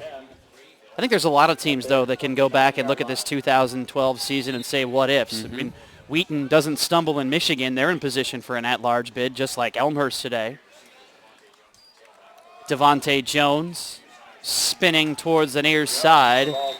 Picks up a couple towards the 30-yard line, not much else. Boy, what an interesting conversation that would be, Tim. You bring up the Albion game. If you assume Elmhurst and Wheaton both finish at 9-1, with one team having beat the other, but Wheaton had beaten North Central, what do you do in terms of playoffs? Do both teams have a shot? I would say both teams would have had a great shot, sure, but it's a good thing we're not in that position, right? Although Wheaton is ahead of North Central in the regional rankings, but North Central will likely receive the AQ since they are up handily in the third quarter, and the fourth quarter actually, down at Augustana today. Bolden on a delay, scampering across the 35-yard line towards the 37. Well, like I said in the last drive, a lot of that's window dressing as they're setting up the draw play for Bolden. We have some viewers down in Florida who are tuning in. There's a lot of Elmhurst connections down to Florida. Notice Guy Narduli checking in. One of the better players in Elmhurst College lore. All-American player here for the Jays in the 90s. 9:45 to play third quarter. It is 3rd and 2 for Illinois Wesleyan. Bolden out of the gun with Jones on his left hip. 4 wide set. Bolden stutter steps, tucks and runs. Bolden will dive towards the first down. He'll have it across the 40 out to the 43. Well, Jamal Lane was over there tied up with Alex Garvey. Jamal, we mentioned, is a very aggressive corner, second on the team in tackles, just could not shed the wide receiver, allow Bolden to pick up the first down. Quite a different look from Starr to Bolden at quarterback. Trips to the far side. Robinson, Musso, and Musselman. Garvey, the lone to the near side. Option for Jones, and he's hit behind the line of scrimmage. Blue Jays are doing a great job at the front side of the play. This is a little zone read option for the quarterback. Ryan Nice job by Johnson Johnson leading the way. Also Wheaton on top. The margin is now widened for North Central, 37-6 over Augustana. Yeah, pulling away from the Vikings. So I guess the million-dollar question potentially could be, how soon does Wheaton come to the table? Bolden will throw, and a wide open Musselman, Tate Musselman, the 6'4" senior, tiptoeing out of bounds on the Elmhurst side of the 42. Weren't sure if we'd see Tate Musselman today, but he's making a nice play on the corner out there. That's a cover two beater. When you squat the corner down and the safety's over top of the play, the quarterback has to put it in the basket, and he did.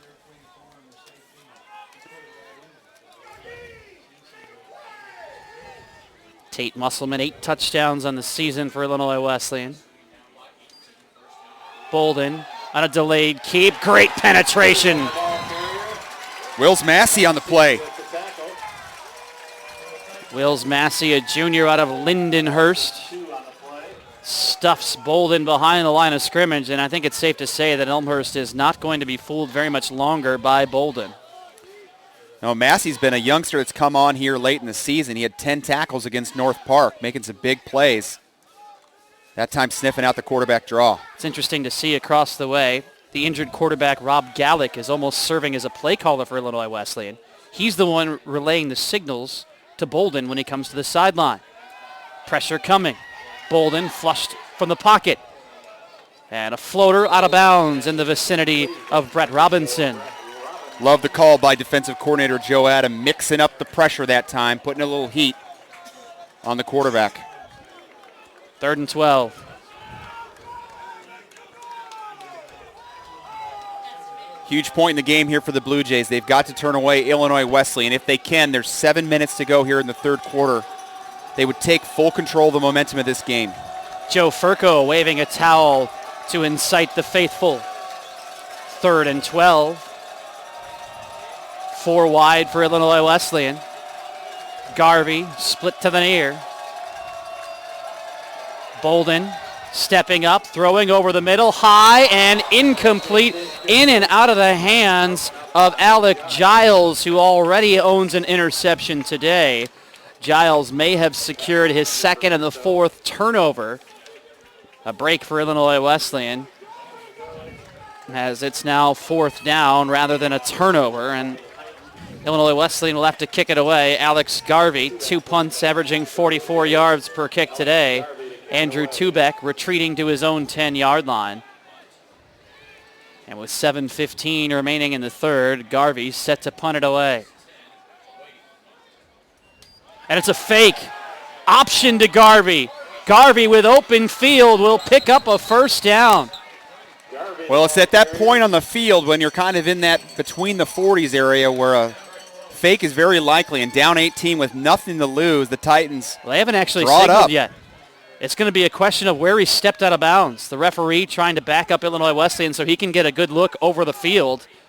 We may have to measure here. They did not receive a favorable spot at all. Need to be inside the 32-yard line.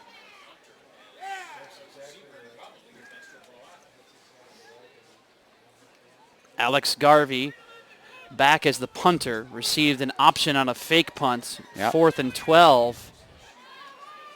And the officials summoning the chains from the far side. Well, well-designed play by Norm Esch and the special teams unit for the Titans, but you have to be aware as a coverage unit, as a receiving unit, at that point in the field, it's a very good possibility they'd pull it out, and they did. We'll know shortly the response from the Elmhurst sideline, but it is a 1st down. 1st down for Illinois Wesleyan. Big play for the Titans there. They needed one, too. Jays have got to strap it down. 21-3, Elmhurst on top, 7:10 left. Well, that'll give this offense a little bit of confidence moving forward. You're just outside the 30-yard line now. You've got Bolden going a little bit here. 1st and 10. Illinois Wesleyan breaks the huddle. Garvey isolated near side.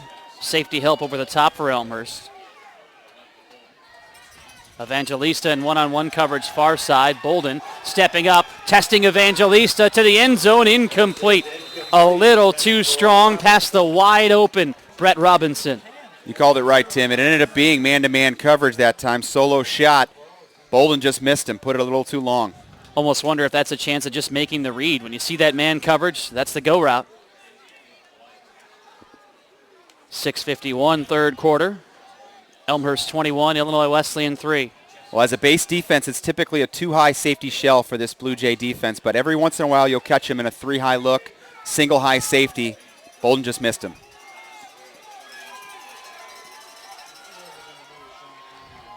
Musselman and Musso to the far side. Garvey to the near. Again, Bolden dropping back. It's a screen for Jones. Jones with plenty of open space. Cuts inside the 20, still on his feet, and shoved out of bounds shy of the 10-yard line. Another first down for Illinois Wesleyan as Ryan Johnson escorts him out of bounds. Well, again, another nifty call by the offensive staff of the Titans. Safe little play there, inviting the rush. Joe Adam in the defense dialed up a blitz. Perfect call for the screenplay. First and goal. I see Jamal Lane coming limping off the field. He's laying down on the sideline here on the near side of the field. One-on-one coverage. Evangelista against Robinson far side. Bolden options, keeps. Bolden following his blockers, diving towards the end zone. Is he in? They'll call him just short. Bolden with 2 touchdowns on the ground this year. The nose of the football rests up against the goal line with 6 minutes to play in the third quarter. Very clever series of play calling by Illinois Wesleyan, able to capitalize on the talents of Bolden. Brings him down here just on the outside of the Elmhurst end zone. And I'm looking at Jamal Lane here on the sidelines, writhing in pain.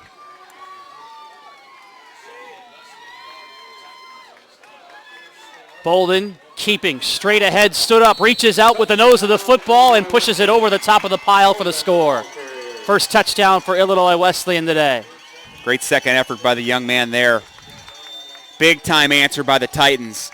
Just when you thought the Blue Jays had things going, they answer right back and close the gap.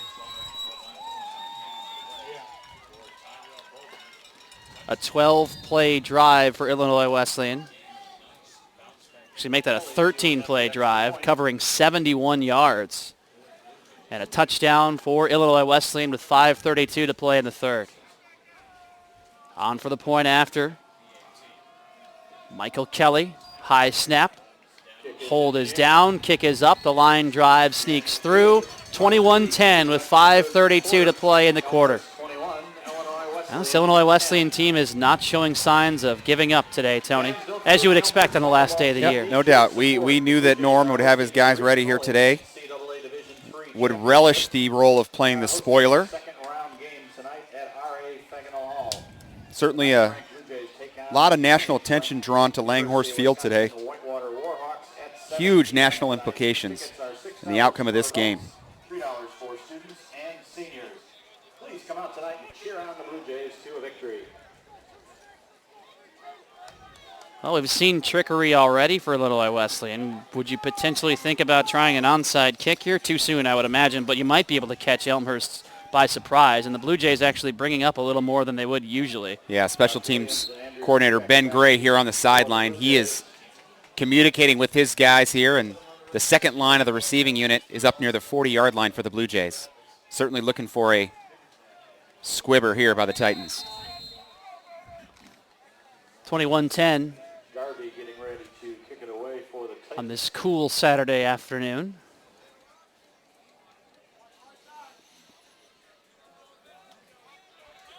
Garvey with the left foot drives it to the 10-yard line where Tubeck will receive. Tubeck following his blockers. Tubeck up the far side. Tubeck across the 40. Big return out to the 42. You mentioned earlier in the game, Tim, how they've been using Tubeck in some unique ways. With Josh Williams now joining the team. I think that was you, by the way. I'm just gonna pat you on the back for that one. Well, they've had to find ways to get him the football, and in the kickoff return game, best way to get one of your fastest players on the football field, the ball very quickly, and really getting the ball in great position for the Jays here, just on the other side of the 40-yard line. But feel free to keep throwing praise in my general direction if you so desire. We're a team. Gabriel's in motion. Scotty Williams straight ahead. Across the 45 to the 46. Pick up a 5, 2nd and 5 as we close in on 5 minutes left in the third. Cunningham there for Well, it's back to work for this Blue Jay offensive line. You'd like to see a long, sustained running game type of attack here from the Jays. Drain down this clock and really wear down this defense.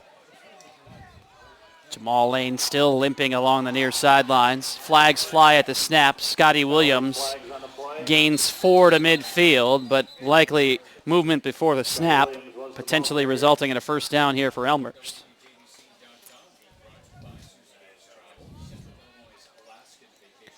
Well, you've got to stay the course here for the Jays. Titans certainly not laying down here this Saturday afternoon. Still a 2-score game with 4:48 left to go in the third. Penalty is offside. 5-yard penalty results in a first down, I believe. Although they're going to say it's just short, it looks like. Now they're going to call him just short, even though it's across the 50 on the Illinois Wesleyan side. John Worley, the guilty party. I guess that's a 4-yard penalty. Great spot here for a play-action deep ball. You think you can come back and get it on second down. We'll see if Coach Lester dials up a deep one. Corey Tunn with single coverage on the near side. Instead, it's Scotty Williams. Has the first down, 2 yards to the Illinois Wesleyan 48. Boy, the offense is just going right at these two defensive tackles. Blodgett at 280 and Biggerstaff at 260. Seniors in the middle of that defensive line. Lights are still on here in Elmhurst. Under cloudy skies on this Saturday. Busy day on campus. NCAA volleyball regionals at R.A. Faginal Hall across the street. Furco on an option. Tucks inside, keeps, has a first down and more. Still on his feet inside the 30, dancing out of bounds at the 26. Very similar play to what we saw up in Kenosha last week, Tim. They run speed option into the boundary. Joe Furco does a little dip on the shoulder. Of course, Scotty Williams is going to draw a lot of attention, and he shows off his wheels again. I use the word wheels pretty loosely there. 7th carry today for Joe Furco. Of course, the sacks count as rushing yardage, so he had negative yardage entering this third quarter. But a healthy gain will help out as he picks up 16. Here is a ball carrier on the way inside the 10-yard line. Gabe Rees off the veer and a big gainer, another first down. What an option he has been for the Blue Jays today. That's his 6th carry. He's averaging over 7 yards per touch. Been a nice little changeup, and drawing a lot of attention is number 20. Scotty Williams is the focal point of this offense, and the folks on the defensive side of the ball for Wesleyan really losing track of Gabe Rees. 3:35 to play in the third. At some point, Illinois Wesleyan's defense has to record a stop. Sure. Big, heavy unit here for the Blue Jays again. Handoff to Williams. Running right. Leapfrogs a tackler inside the 5-yard line to the 3. Williams with 1 touchdown today. He's already over 100 yards on the ground. Well, out comes Corey Tunn and the other receivers. In comes Archer Winberg, a reserve lineman at 260. And C.J. Barron's also 295, so bringing some beef along the front line for that Blue Jay front. Scotty Williams today needed 136 yards. Here's a pass into the flat, open for the score. 3rd touchdown for Joe Furco today. This to another tight end, Will Caspers, the 6'2 sophomore out of Glen Ellen. Listen, I understand that Illinois Wesleyan is struggling on offense, and with good right. Rob Gallick is a special player, but their defense has been a problem today. The Blue Jays have moved up and down the field, and if not for 2 turnovers, this game could be well out of hand. Another great drive by the Jays. 27-10 with 2:50 to play. David Thomas ready for the point after. Out of the hold of Lincoln. Huge answer that time by Joe Furco.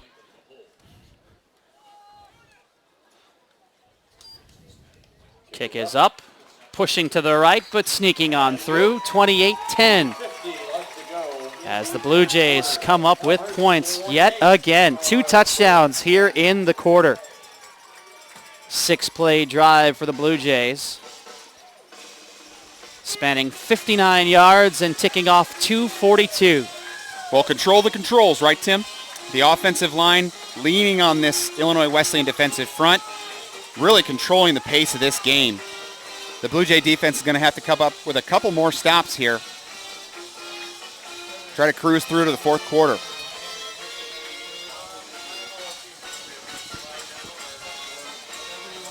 Will Caspers could not have picked a better time for his first touchdown of the year. Caspers with his 5th reception. And it's 28-10 Elmhurst with 2:50 to play. Third quarter. Again, we started 45 minutes late due to weather today.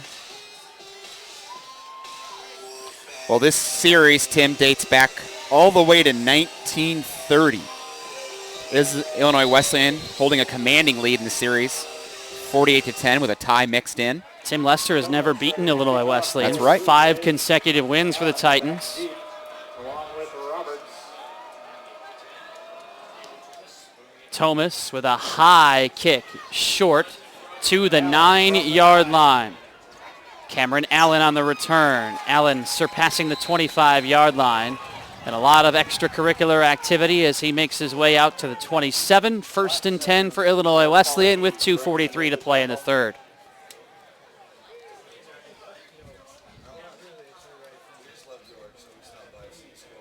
And it looks like we may see the third quarterback of the day potentially.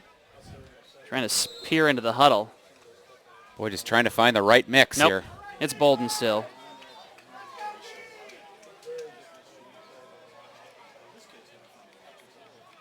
Tyler Hook is the freshman quarterback. Bolden fakes an option left, hands it off to Jones, straight ahead. Jones still on his feet, crossing midfield, dragged down to the Elmhurst 46 by Johnson, and a big gainer. Ryan Johnson with the tackle. Well, a big gash on the zone read that time.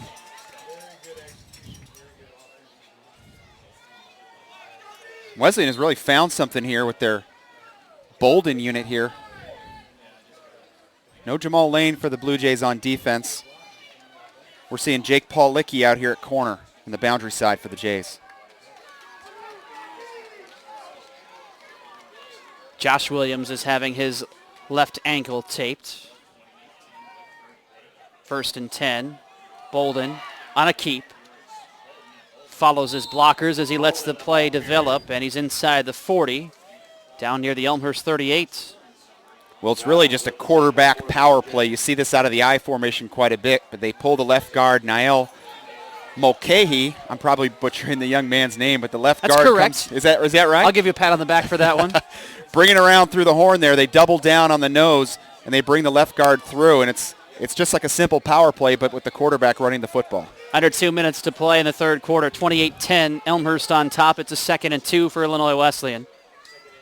Bolden hands it off to Jones. Jones still on his feet.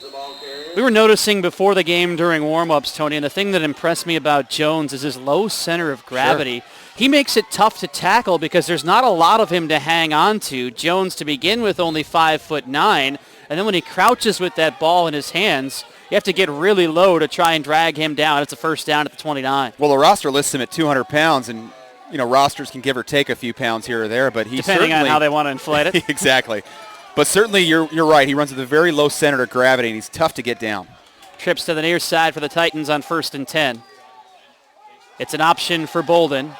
Misdirection to the right side, and he's chased out of bounds. No gain on the play. Evangelista with some strong coverage. Evangelista, far side of the field. And it'll give him about a half-yard gain on the play.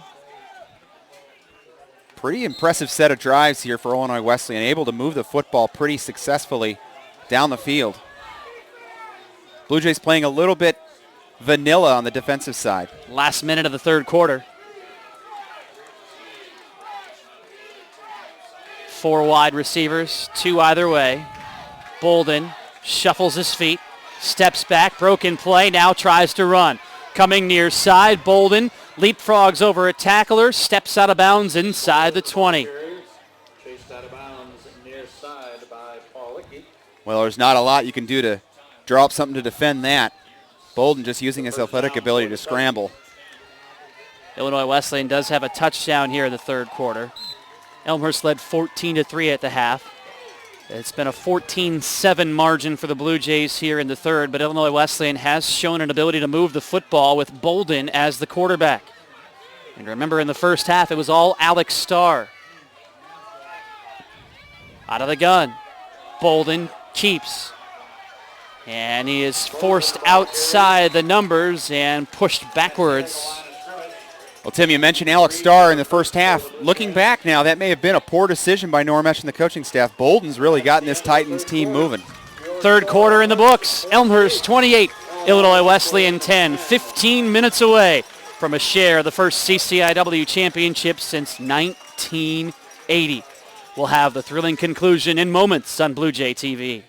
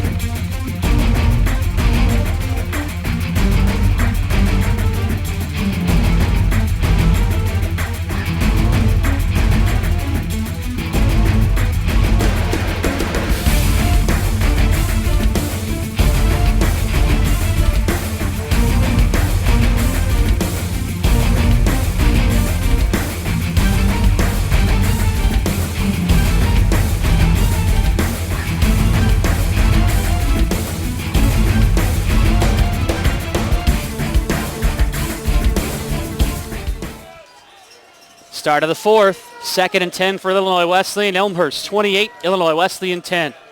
The Blue Jays 15 minutes away from potentially the school's first ever NCAA playoff appearance in football. Sling it out to the near side as Musso snares it. Twists his way towards the 10-yard line, gaining about 7 on the play. Let's take a look at some numbers right now. Elmhurst with 214 yards rushing, right up against its average for the year. 332 total yards compared to 250 for Illinois Wesleyan. Scotty Williams, 119 yards on 25 carries and a touchdown.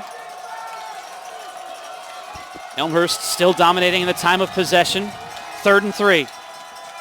Bolden with 3 wide. Reverse to the near side for Musso. That's Robinson, rather, into the end zone. Touchdown. Brett Robinson on the reverse. Gutsy call by Normesh and the offensive staff there, running the reverse on 3rd and short. We've seen a lot of gutsy calls from this Illinois Wesleyan team today, and I guarantee a lot of that has to do with the fact that they're in a position to play spoiler, and it's the last game of the year. Why save any tricks in your bag? Well, I'll break out the old cliche, the old broadcasting cliche, leave it on the field, right? But truly, I mean, you're seeing the whole bag of tricks emptied here by Illinois Wesleyan, and what do you have to lose? You're here playing spoiler at 6 and 3. Postseason is not an option for you, but you have a chance to take it away from the Jays. We're seeing all of it tonight.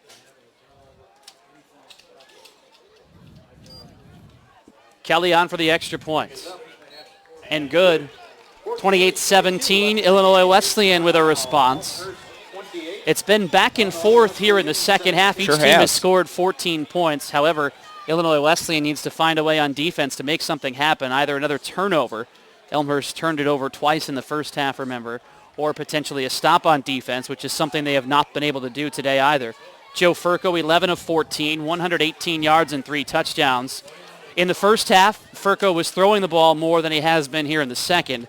In the second, it's been the combo of Williams and Gabrys. Gabrys with 65 yards rushing on 7 carries. Devontae Jones nearing 100 yards for the game, 11 carries, 91 yards. Tyrell Bolden, meanwhile, 52 yards rushing in its score. He's also 2 for 5 through the air, so he has truly perhaps been the answer at quarterback that Illinois Wesleyan has been waiting for today. And again, Elmhurst bringing up more towards the kicking point. They now have 8 up near the 50-yard line as Garvey puts it down with 14:22 to play on this Saturday.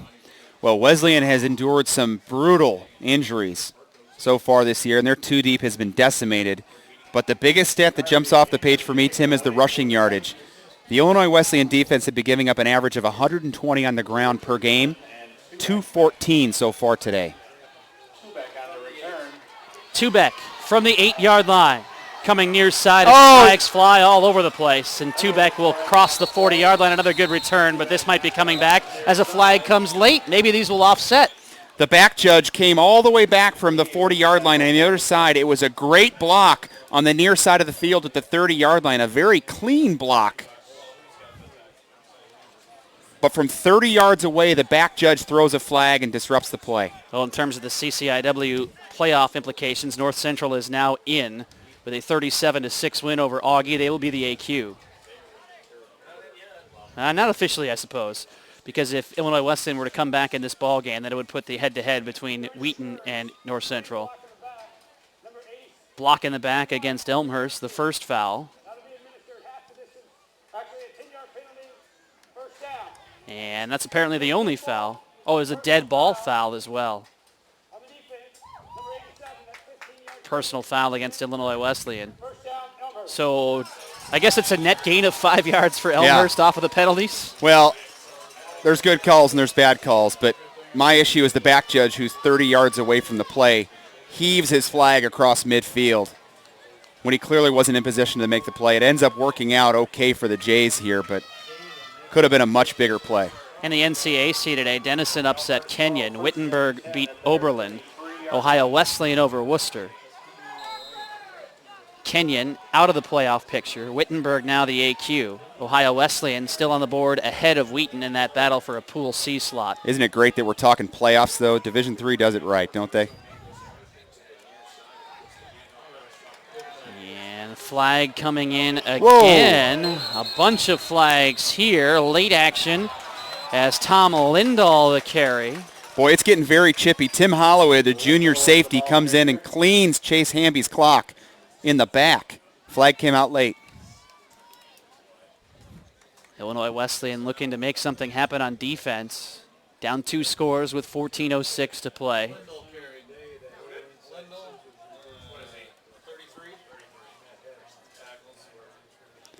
Officiating staff, very active. 2 fouls here as well. A block in the back against Elmhurst. And a personal foul against Illinois Wesleyan. So the same thing happened again.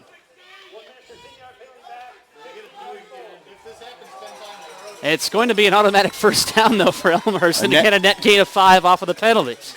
Net gain of 5. Unbelievable. Yeah, I saw number 16, Holloway, come flying in there. They're getting some props.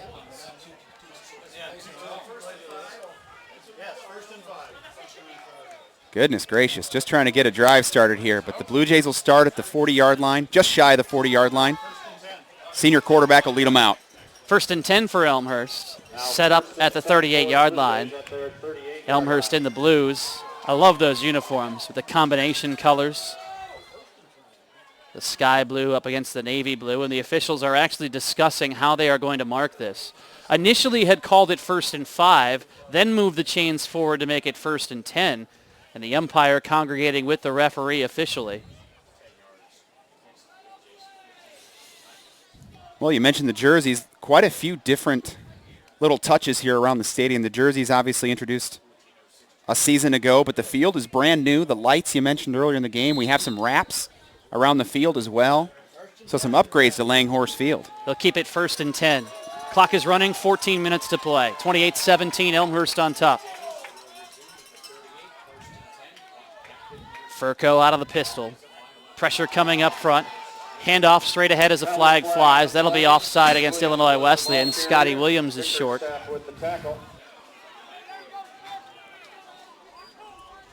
Well, Biggerstaff's fired up about it, but the play's coming back.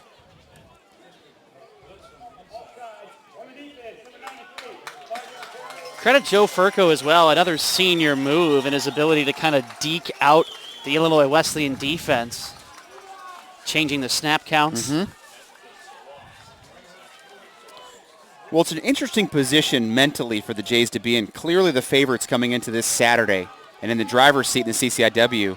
But like you mentioned, Tim, they've struggled against Illinois Wesleyan, losing 5 in a row. So it's been kind of an interesting battle there. 1st and 5. Furco keeps, and he is met behind the line of scrimmage immediately. Pfister leading the way.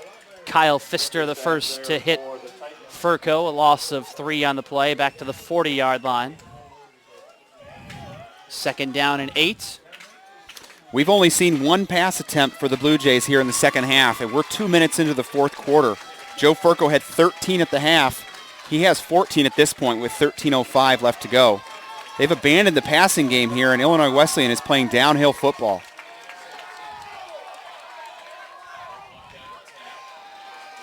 Elmhurst milking the clock as well. Furco with the play clock inside of 10. Flips it to Williams in the flat. Williams remains inbounds across the 45-yard line, setting up third down and short for the Blue Jays, who have been very good on third down today. They have, and this is a huge play in the game here. Third and very manageable, 2 to 3 yards here. Got to keep your offense on the field. The Illinois Wesleyan Titans have had a little momentum on offense. You want to make sure they stay on the sideline. Elmhurst 9 of 12 on third down today.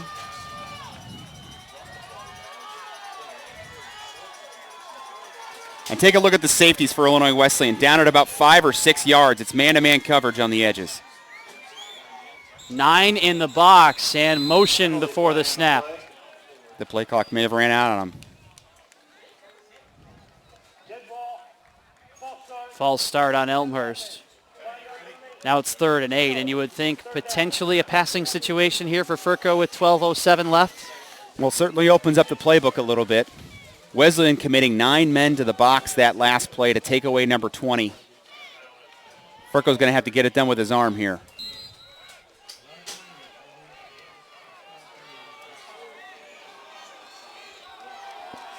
And you can't watch the clock if you're Elmhurst. You have to continue to execute and get first downs. Yeah, you need to play to win this game. Yep. Try and put them away, especially with the way Illinois Wesleyan has been improving in the second half on offense. Inside of 10, Furco dropping. Steps up, looks to run, coming near side, lowers the shoulder, makes contact, and picks up a first down at midfield. Joe Furco with a gutsy play there. How about Scotty Williams? If you get the chance to take a look at this game later on tonight or whenever you might log in again. On demand. On demand. Number 20, Scotty Williams, we talk about him as a running back, but he threw a terrific block downfield to get just that extra yard for Joe Furco to move the sticks. Big play for the Jays. Let me say a belated hello to those of you who are watching on demand. 1st and 10 for Elmhurst from the 49. Joe Furco brought the fight to Illinois Wesleyan there. Sure He did. was the aggressor, initiating the contact and shoving forward for an extra couple at the end. And I like taking a shot right here on first down, see if they run some play action. Play clock down to 5. Here's Scotty Williams. Scotty Williams with positive yardage, still in bounds to the 44. Scotty Williams grinding away. He comes into the fourth quarter at 119 yards. He's up near 130. What do you have there? That hasn't updated since 14 minutes. That's what happened. He'll clear the 30 I'll carry hit the mark. refresh. There you go. He'll clear the 30 carry mark again, and he's been the workhorse this afternoon. They're going to need to continue to ride number 20 for the last 10:30 of this game. Clock continues to run. Again, it's Williams. Straight ahead for a couple.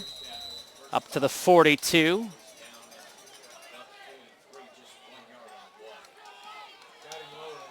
Big physical front for both the defensive line of the Titans and the offensive line for the Blue Jays. It's strength on strength right now when everyone in the stadium knows who's getting the football.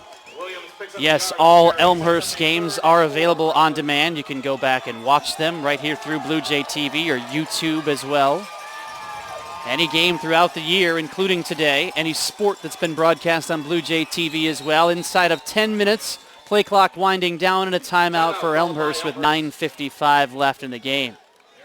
Well, Tim, I'm looking at the defensive lineup here for the Titans, and the two safeties, we saw this in the Wheaton game, rolled down to about 5 yards, virtually playing at the linebacker position, and you have one-on-one coverage with the receivers. Very difficult to run into a 9-man box.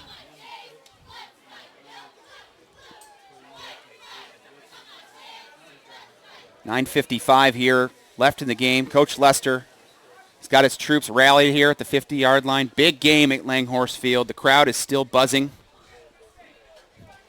Huge play on third down.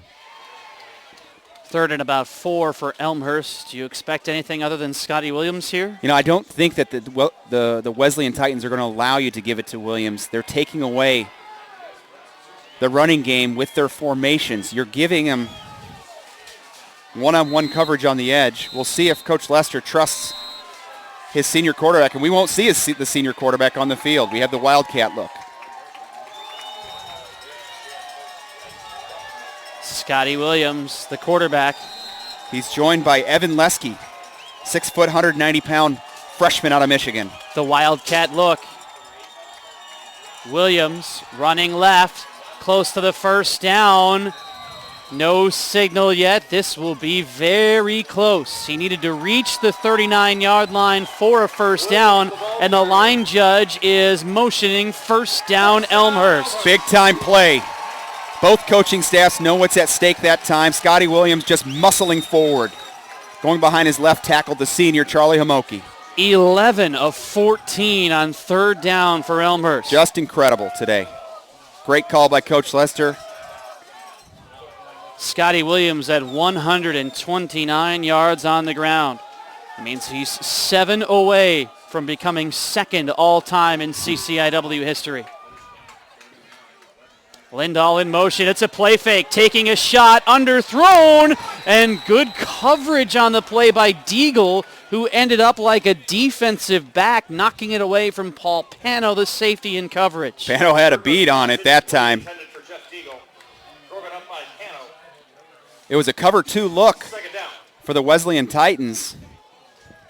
Corner jumped on the run play. Pano was left out there all alone. Second down and 10. Furco to the huddle. Well, it stops the clock, but it also loosens up this defense perhaps. One-on-one coverage far side, ton. Here comes the pressure up front for Illinois Wesleyan. Scotty Williams collides with Pano at the 35-yard line, picking up 4 yards, and it'll be 3rd and 6. Tim, I have to tell you, the level of respect that we see in this league for Scotty Williams in the running game of the offense, I mean, it's incredible. You're here at 9 minutes left to go in the game, 2nd and 10, and they're walking both safeties down inside of 4 yards of the line of scrimmage. Scotty's still able to get 4 yards out of it. 8:52 to play, 3rd and 6. 4 down territory perhaps. Yeah, man-to-man coverage for the Titans. Although press coverage at the line. Running right, off to the races, Gabrys. Lost the football, it's loose. Illinois Wesleyan has recovered at the 27-yard line. Oh. Well, huge turn of events for the Illinois Wesleyan Titans, and Gabrys, who's been big all day, coughs it up. It would have been a first down, but the defense for the Blue Jays are now going to have to stand strong. The plot thickens. With 8:33 remaining, it's 28-17 Elmhurst, but Illinois Wesleyan has the football, 1st and 10. Plenty of time left in the fourth quarter here, at least a few possessions for the Titans. They have to score here. The Blue Jays defense has got to show up. 3rd Elmhurst turnover, all of which have come on the Illinois Wesleyan side of the field. Bolden in the gun. 6-man front for Elmhurst. Bolden cannons it, underthrown. Jamal Lane has re-entered the ball game, but Garvey settled underneath and hauls it in at the 40-yard line. Boy, just a great job tiptoeing the sideline there. If he got 1 foot in, it was very close, but the line judge on that side said he did. First down for the Titans. 32 yards on the play, 8:22 left in the game, 28-17 Elmhurst. Boy, it wouldn't be Blue Jay football if it didn't come down to the wire, huh? Bolden slings it to the left edge. And still on his feet and scrolling his way out of bounds near another first down is Musso. Joe Musso with a reception inside the 30. And Jamal's having a hard time dislodging from the blocker over there. Garvey doing a nice job clearing number 5 out of the play and make some room for the first down. 8 minutes left. Bolden is under center. Titans trying to capitalize on the 3rd Elmhurst turnover. It's a play fake. Stepping up over the middle. The tight end has it. And the tight end will walk into the end zone for the score. Parker Carroll with 7:47 remaining. Well, oh, boy. You have to look at the turnovers as the reason here today that we're even this close. Vince Gabrys on the prior possession for the Blue Jays, coughing it up. Titans taking advantage, and you look to the first half. The fumble by Joe Furco, the interception by Furco. Illinois Wesleyan wants to go for 2 here. Sure they do. which would pull them within a field goal with 7:47 to play. The offense is on the field. Bolden pressing the hand of Normesh and his staff. Down 28-23, a two-point conversion would pull the Titans within 3 with plenty of time left in the fourth. Well, Bolden injecting some instant offense here for Illinois Wesleyan in the second half. Third touchdown for the Titans. Bolden just easy. follows his blockers and dives over the end zone for the two-point conversion. It's 28-25. Well, for all the yardage and the first downs that the Blue Jays have rolled up, you're in a 3-point game with 7:47 to go. That's going to test the fortitude of this offense here. You're going to have to get a few first downs. You'd like another score here, but huge possession and the season-defining possession for the Blue Jay offense coming up.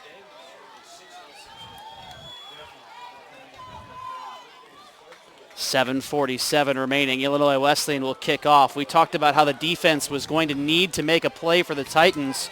They force a turnover on what would have been a third down conversion, and the offense marches right down the field.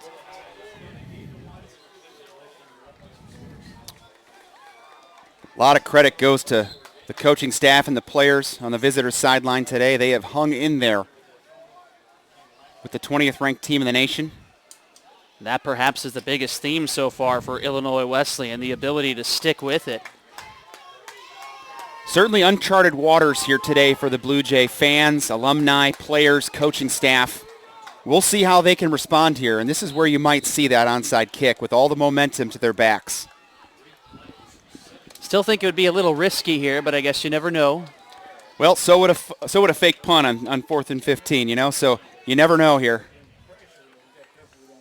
They'll go deep with it. Garvey with a line drive to the 6-yard line. It's Josh Williams. Come on, Josh. Josh Williams crossing the 30-yard line and taking down to the 32. Hey, Tim, a lot of things have gone right today. Some pretty good kick returns. Obviously rolling up some big-time rushing yardage. But Illinois Wesleyan just kind of hanging around. And so the Titans have a chance with time winding down.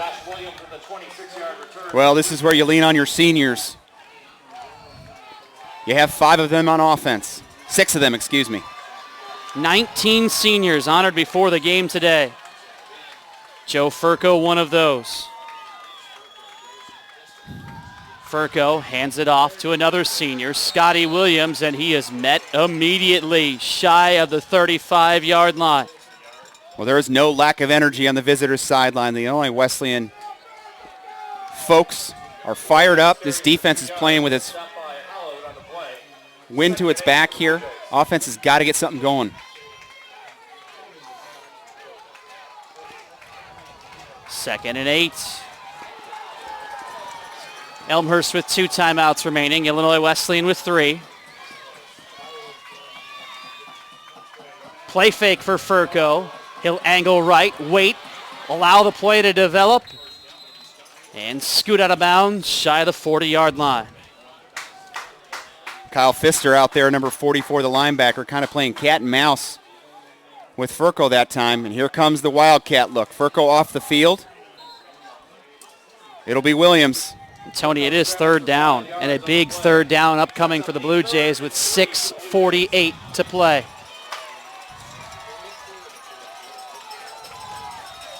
Scotty Williams backing up. Here comes the pressure from Illinois Wesleyan. Williams running right, has the first down near midfield. Simply incredible. Everyone at home, everyone in the stadium, the Illinois Wesleyan coaches in the box to the left of me, everyone knew who was getting the football, and they're still not able to stop Scotty Williams. Big first down for the Blue Jays.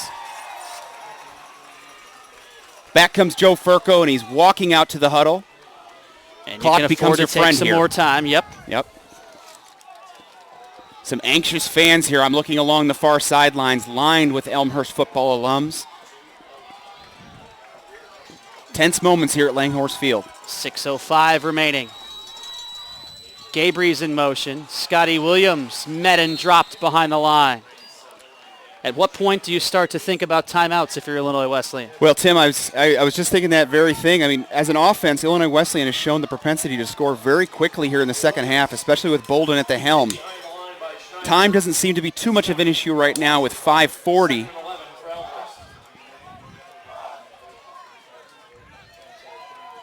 First things first, they're going to have to find a way to stop the Jays. 2nd and 11 is a good way to start that. Clock continuing to run. Inside of 5.5 remaining. Furco keeps. Dives onto the Illinois Wesleyan side at the 45-yard line. Well, it's been 3rd down today. 3rd down's been the special down for the Blue Jays. They've been terrific. Over 80% success rate on this down. We've seen quite a bit of the Wildcat look, but instead we'll see Furco out there for 3rd and 4. And it's been a rundown for the Blue Jays so far today. Let's see if Coach Lester goes with a play-action look, perhaps boots Furco out on the space. 3rd and 4. Both sides are into it now.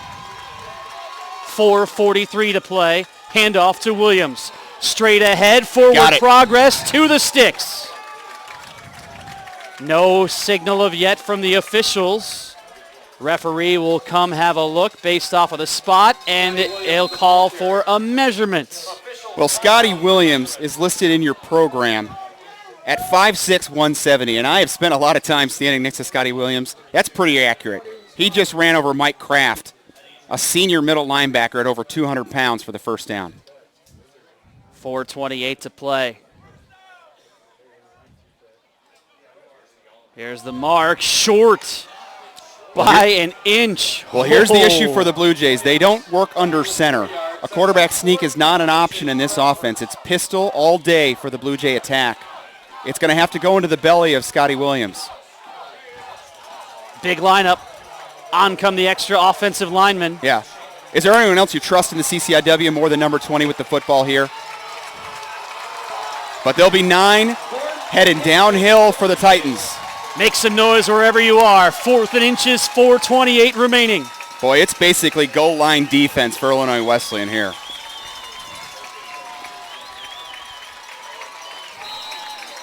There's the signal to let it roll. They may actually let it tick down and take a timeout. Break the huddle with 15. Furco trying to settle down the sideline. Out of the pistol. Joe Furco, hands off. Scotty Williams bursts through the middle. Williams, open field. 20, 10, 5. Touchdown, Blue Jays.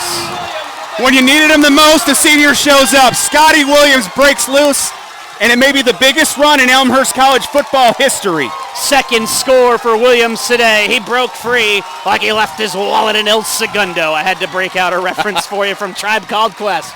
With 4:02 to play, it's 34-25, a big score for the Blue Jays on 4th and short. Tense moments here at Langhorse Field, and the senior, Scotty Williams, breaks through. Here's the extra point attempt from Thomas to make it a 10-point game with just over 4 minutes remaining. Kick is up, on its way, and good. 35-25. Tony with 4:02 remaining. I have to sprint over to volleyball, a 4:30 start between Wash U and Chicago. I know you're going to be as excited as anyone to potentially bring home an Elmhurst CCIW championship or the final 4:02. Thanks, my friend. Hopefully we'll be talking again next week.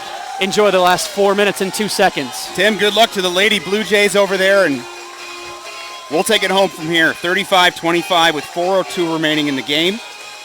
Scotty Williams breaking loose on 4th down. Huge play for the Elmhurst College Jays.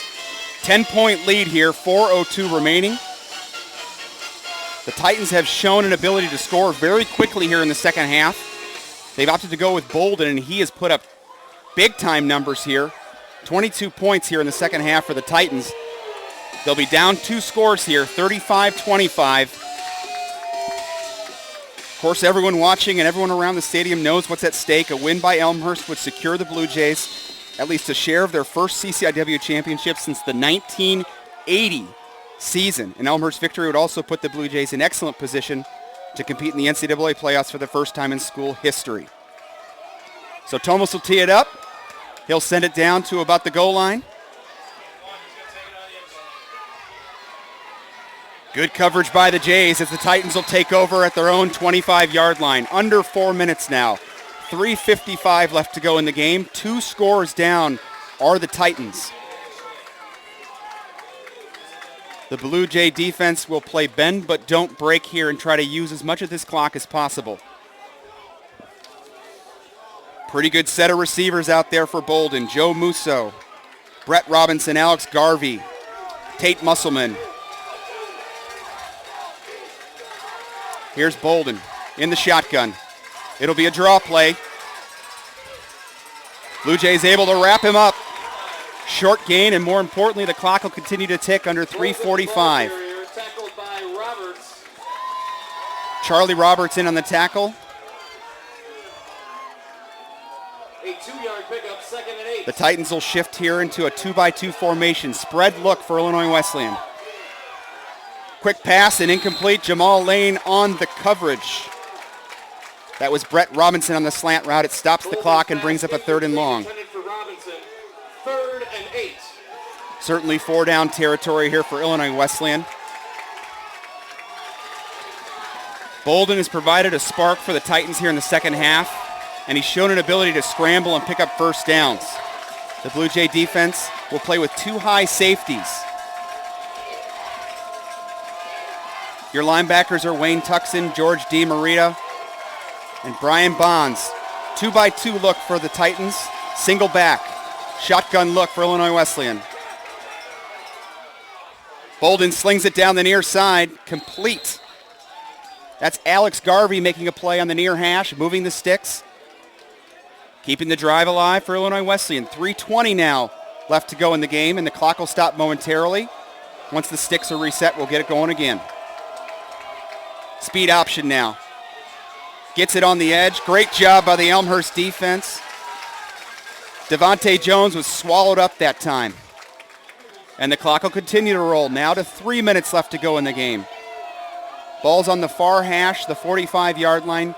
3-by-1 look, trips to the near side. Quick look. Down the seam and broken up, nearly intercepted. Brian Bonds had a play on it, the senior. Intended for Musselman, broken up on the play by Bonds. Big 3rd down here for the Jays. Ryan Johnson asking the crowd for more energy.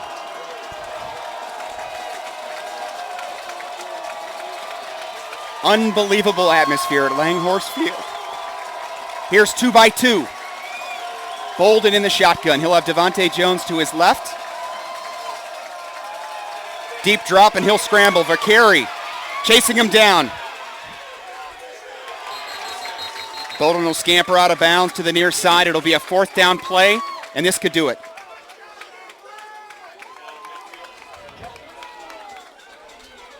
Terrell Bolden stepping in the second half for Alex Starr.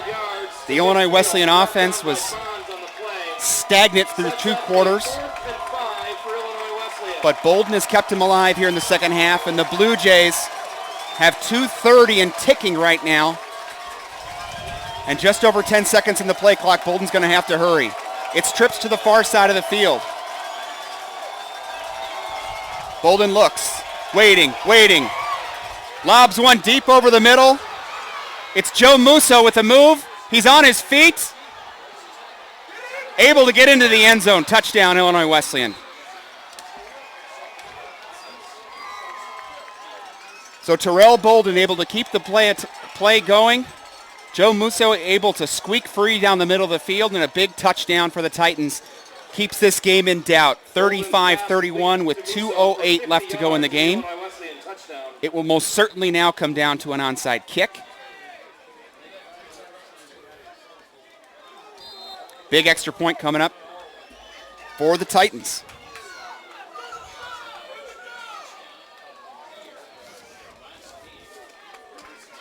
(35-31). Back and forth game today at Elmhurst. That kick is blocked. That ball is in play. Poor decision that time by Illinois Wesleyan. Live ball. It's a 4-point game.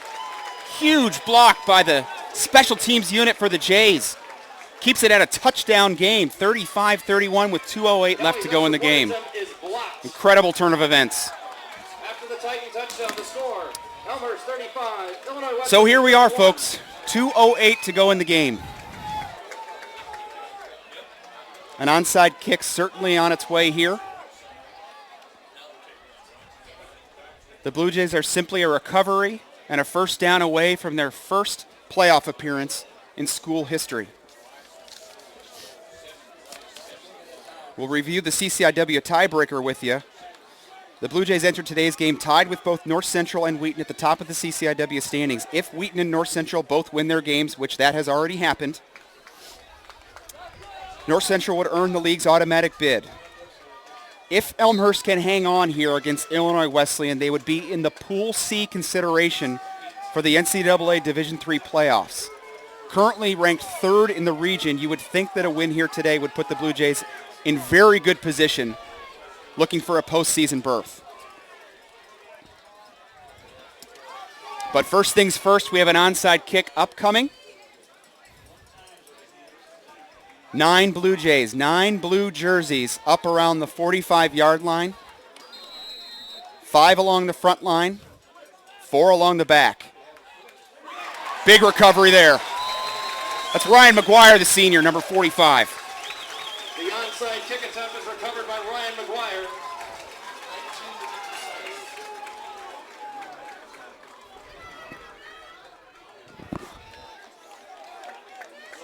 Well, Scotty Williams now will come out onto the field with his veteran offensive line looking to get a first down and extend the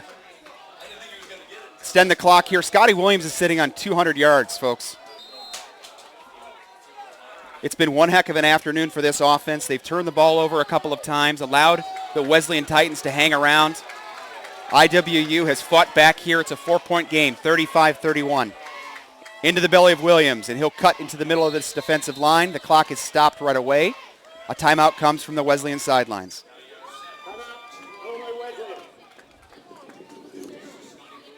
Well, turnovers have been a big part of the story here. 3 turnovers by the Blue Jays today, uncharacteristic. They come in near the top of the country in terms of turnover margin. But Vince Gabrey's turning the ball over. Furco twice today.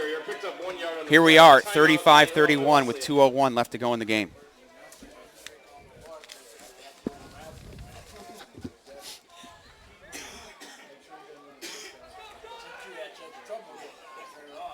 Well, Tim Lester here today with his offense rallied around him. They talked all week about controlling the controls.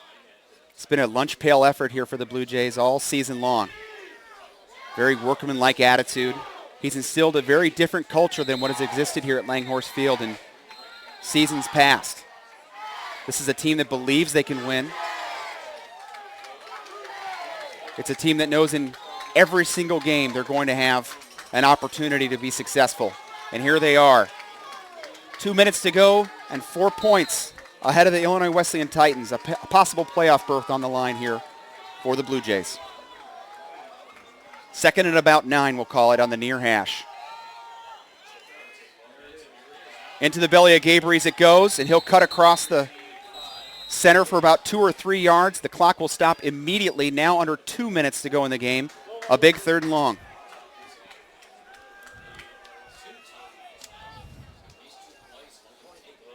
Gabrey's the ball carrier, brought down by Kraft on the play. Well, Coach Lester looking to move to 18-9 at Langhorse Field. Blue Jays have played very well this season, undefeated obviously here in 2012 on campus. 157 now, and a big play here for the Blue Jays. Big day for Scotty Williams. He has struggled against the Illinois Wesleyan Titans in the past. We talked about his freshman year, 2009, 70 yards, 39 yards in 2010. Broke through for 127 last year, but tallied his first touchdown against the Titans here today.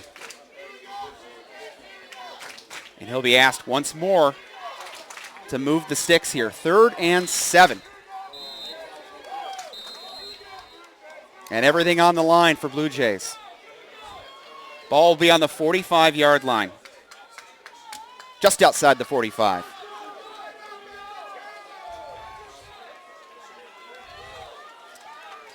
Well, heavy look for the Blue Jays, as we'll see Joe Furco out there with Scotty Williams. Double tight set, double wing. Tight set for the Blue Jays. Boot pass for Joe Furco. Did he get it? Line judge says he caught it. First down, Blue Jays. It's Ryan McGuire, the senior, and that'll just about do it. Incredibly gutsy call by Coach Tim Lester. Great throw by the senior Joe Furco, and Ryan McGuire makes the biggest catch of his career. 1:49 to go. 4-point lead for the Blue Jays, and they'll be able to milk this one away. Just an incredible call by Coach Lester and his staff. Heavy set now for the Jays on the far hash. They'll work from the 28-yard line. Joe Furco to take the snap. Into the belly of Scotty Williams. And he's off the right tackle. The last timeout for Illinois Wesleyan. Normesh has burned them all. 1:44 now. Williams, the ball carrier. Well, Joe Furco will come to the sidelines and talk with his head coach. Incredibly gutsy throw. Great call by the Picks up 2 yards. head coach Tim Lester on the far sideline, and Ryan McGuire. Just a great catch along the Illinois Wesleyan sidelines. 1:44, 35-31, and Blue Jay Nation hangs in the balance. Incredible crowd here at Elmhurst, both for the visiting Titans here on the near sideline. The stands are full. The sidelines are full. Waiting to explode here with 1:44 left to go in the game. The ball will be marked at the 26-yard line on the far hash. No timeouts left for the Titans.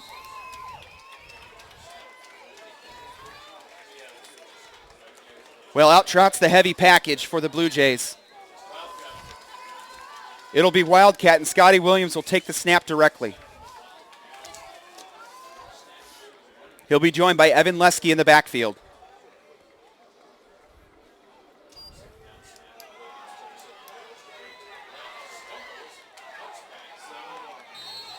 Well, just taking the football to the far hash as the clock now is your friend. 40 seconds on the play clock ticking down. We're under 30 seconds now on the play clock. 1:20 to go in the game. The Blue Jays will not be able to get it all the way down on this play. Third down and about 12 on the near hash now.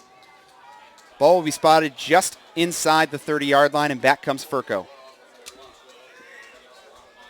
Again, heavy set for the Blue Jays. Pistol look, and Williams will be the lone tail.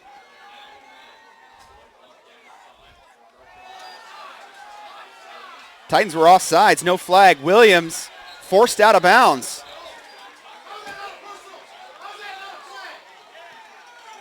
Williams stumbling near the sideline, unable to stay in bounds. Williams pushed out of bounds by Bolden. So a big call here by Coach Lester. You have fourth down. You're now at about 4th and 10 are the Blue Jays. Was surprised not to see an offsides call by the Titans, but nonetheless, here we are, 4th and 10. 52 seconds to go in the game and no timeouts for the Titans. Coach Lester will let this play clock tick all the way down and use a timeout here. So the Blue Jays will talk about it. Unable to work the clock all the way down. Great use of timeouts by the Illinois Wesleyan coaching staff, and here we are at 4th and 10 on the 28-yard line.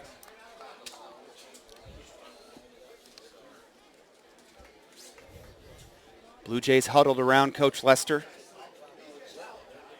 Very quiet here in the stadium. Everyone knows what's at stake. 52.2 showing on the scoreboard. North Central has already won today to claim the automatic qualifier in the CCIW.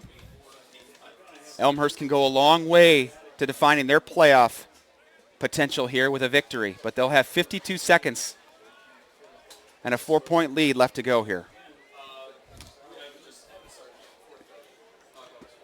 So with the clock not an issue here on 4th down, you'd think that Joe Furco has all his options. He can use the entire playbook here on 4th and 10. A field goal not an option here for the Blue Jays, as Joe Furco will be joined by Scotty Williams, the record-setting running back to his left. Ryan McGuire is your tight end. Chase Hamby to the near side of the field. 2 receivers to the far. And Furco will scramble. And he'll lower a shoulder. He hurdles a man. First down. The Blue Jays will move the sticks. Joe Furco hurdling a IWU defender. Incredibly athletic play by the senior quarterback. That's going to do it. Illinois Wesleyan has burned through their timeouts.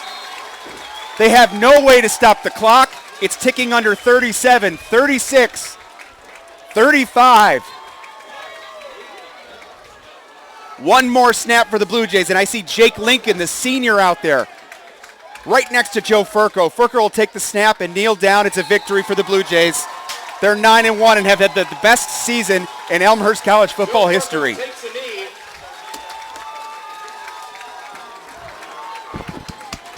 Incredible afternoon for the Blue Jays. Time ticking down, 7, 6, 5, 4, 3, 2, 1, and it is over. The final score, Elmhurst 35, Illinois Wesleyan 31. The Blue Jays are CCIW champions. And for the first time since the 80s, the Elmhurst College Blue Jays will hoist the trophy this CCIW, a shared title in the conference. And who would have thought a 3-0 start for the Blue Jays in the non-conference, leading into the bye week, down to Naperville, and a 44-10 defeat at the hands of North Central. They rattle off 6 in a row, including an upset of nationally ranked Wheaton here at Langhorse Field, and they finish it off with a 35-31 win here against the Titans. The Blue Jays will now ring the bell in the far corner of the field, and there it is. 35-31 in the biggest game at Langhorse Field this school has ever seen. Alums, fans, families, players, all rejoicing at the far side of the field. Just an incredible scene. And you talk about what a day it's been for the seniors. Joe Furco with an incredible play on 4th down to seal the deal for the Blue Jays. Scotty Williams goes over 200 yards today when they needed him the most. Ryan McGuire, a big play. Dan Vicari, some turnovers showing up. Jamal Lane making some plays. Everybody contributing for the Blue Jays. They go to 9-1 and will most assuredly be in the national playoffs, likely hosting a playoff game here. We'll have to get back to you on that. The selection show will be tomorrow.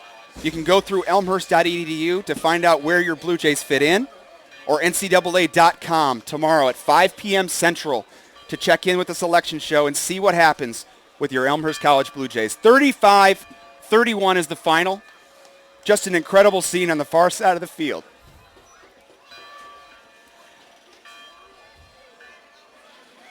Langhorse bell ringing, and it'll likely be ringing long into the evening.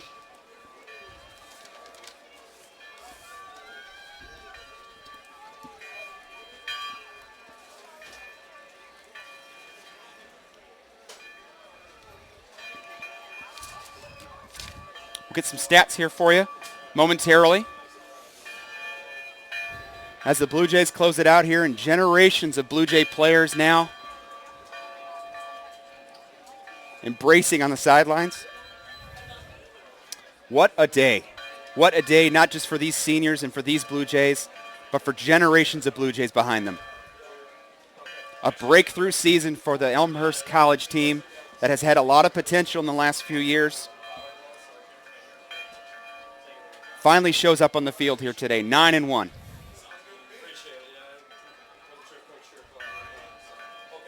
Blue Jays made plays when they had to. Some close games so far this year. Augustana, 31-27 here on the 6th of October, down late in the game. Joe Furco engineers a comeback victory. They beat the Vikings. The following week, Wheaton comes to town for homecoming. Flying high, ranked in the top 20 in the nation. Elmhurst upsets Wheaton 35-30. And we can go through the list of big plays in that day, but just an incredible performance by the Jays that afternoon. They head down to Milliken on the 20th of October. They take 2 overtimes and a late fumble to beat the Big Blue and go 45-42 to get out of Decatur. Coming back home against North Park on the 27th, 31-0 in the shutout of the Vikings. Last week in Kenosha, the Redmen gave them a run on Senior Day, but 41-24, the Blue Jays escaped from Kenosha with the win. And today here, when it mattered the most, 35-31, the Blue Jays get it done. The live hearing show will be aired on NCAA. We'll run you through the stats here real quick. You can also find a link on the First downs on the day, boy, Elmhurst got it done. 28 first downs. How about this, guys? 63 carries for 324 yards on the ground. Just an incredible effort by the Blue Jays. Gabri's pitching in. Joe Furco with 52 yards. But Scotty Williams, 38 carries, 190 yards, 2 touchdowns.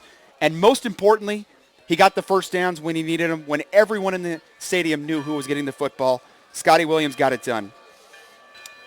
Joe Furco on Senior Day here. He'll have another game. 13 out of 17. He did throw an interception. Good for 140 yards, but 3 touchdowns for number 7. Big day for Joe Furco.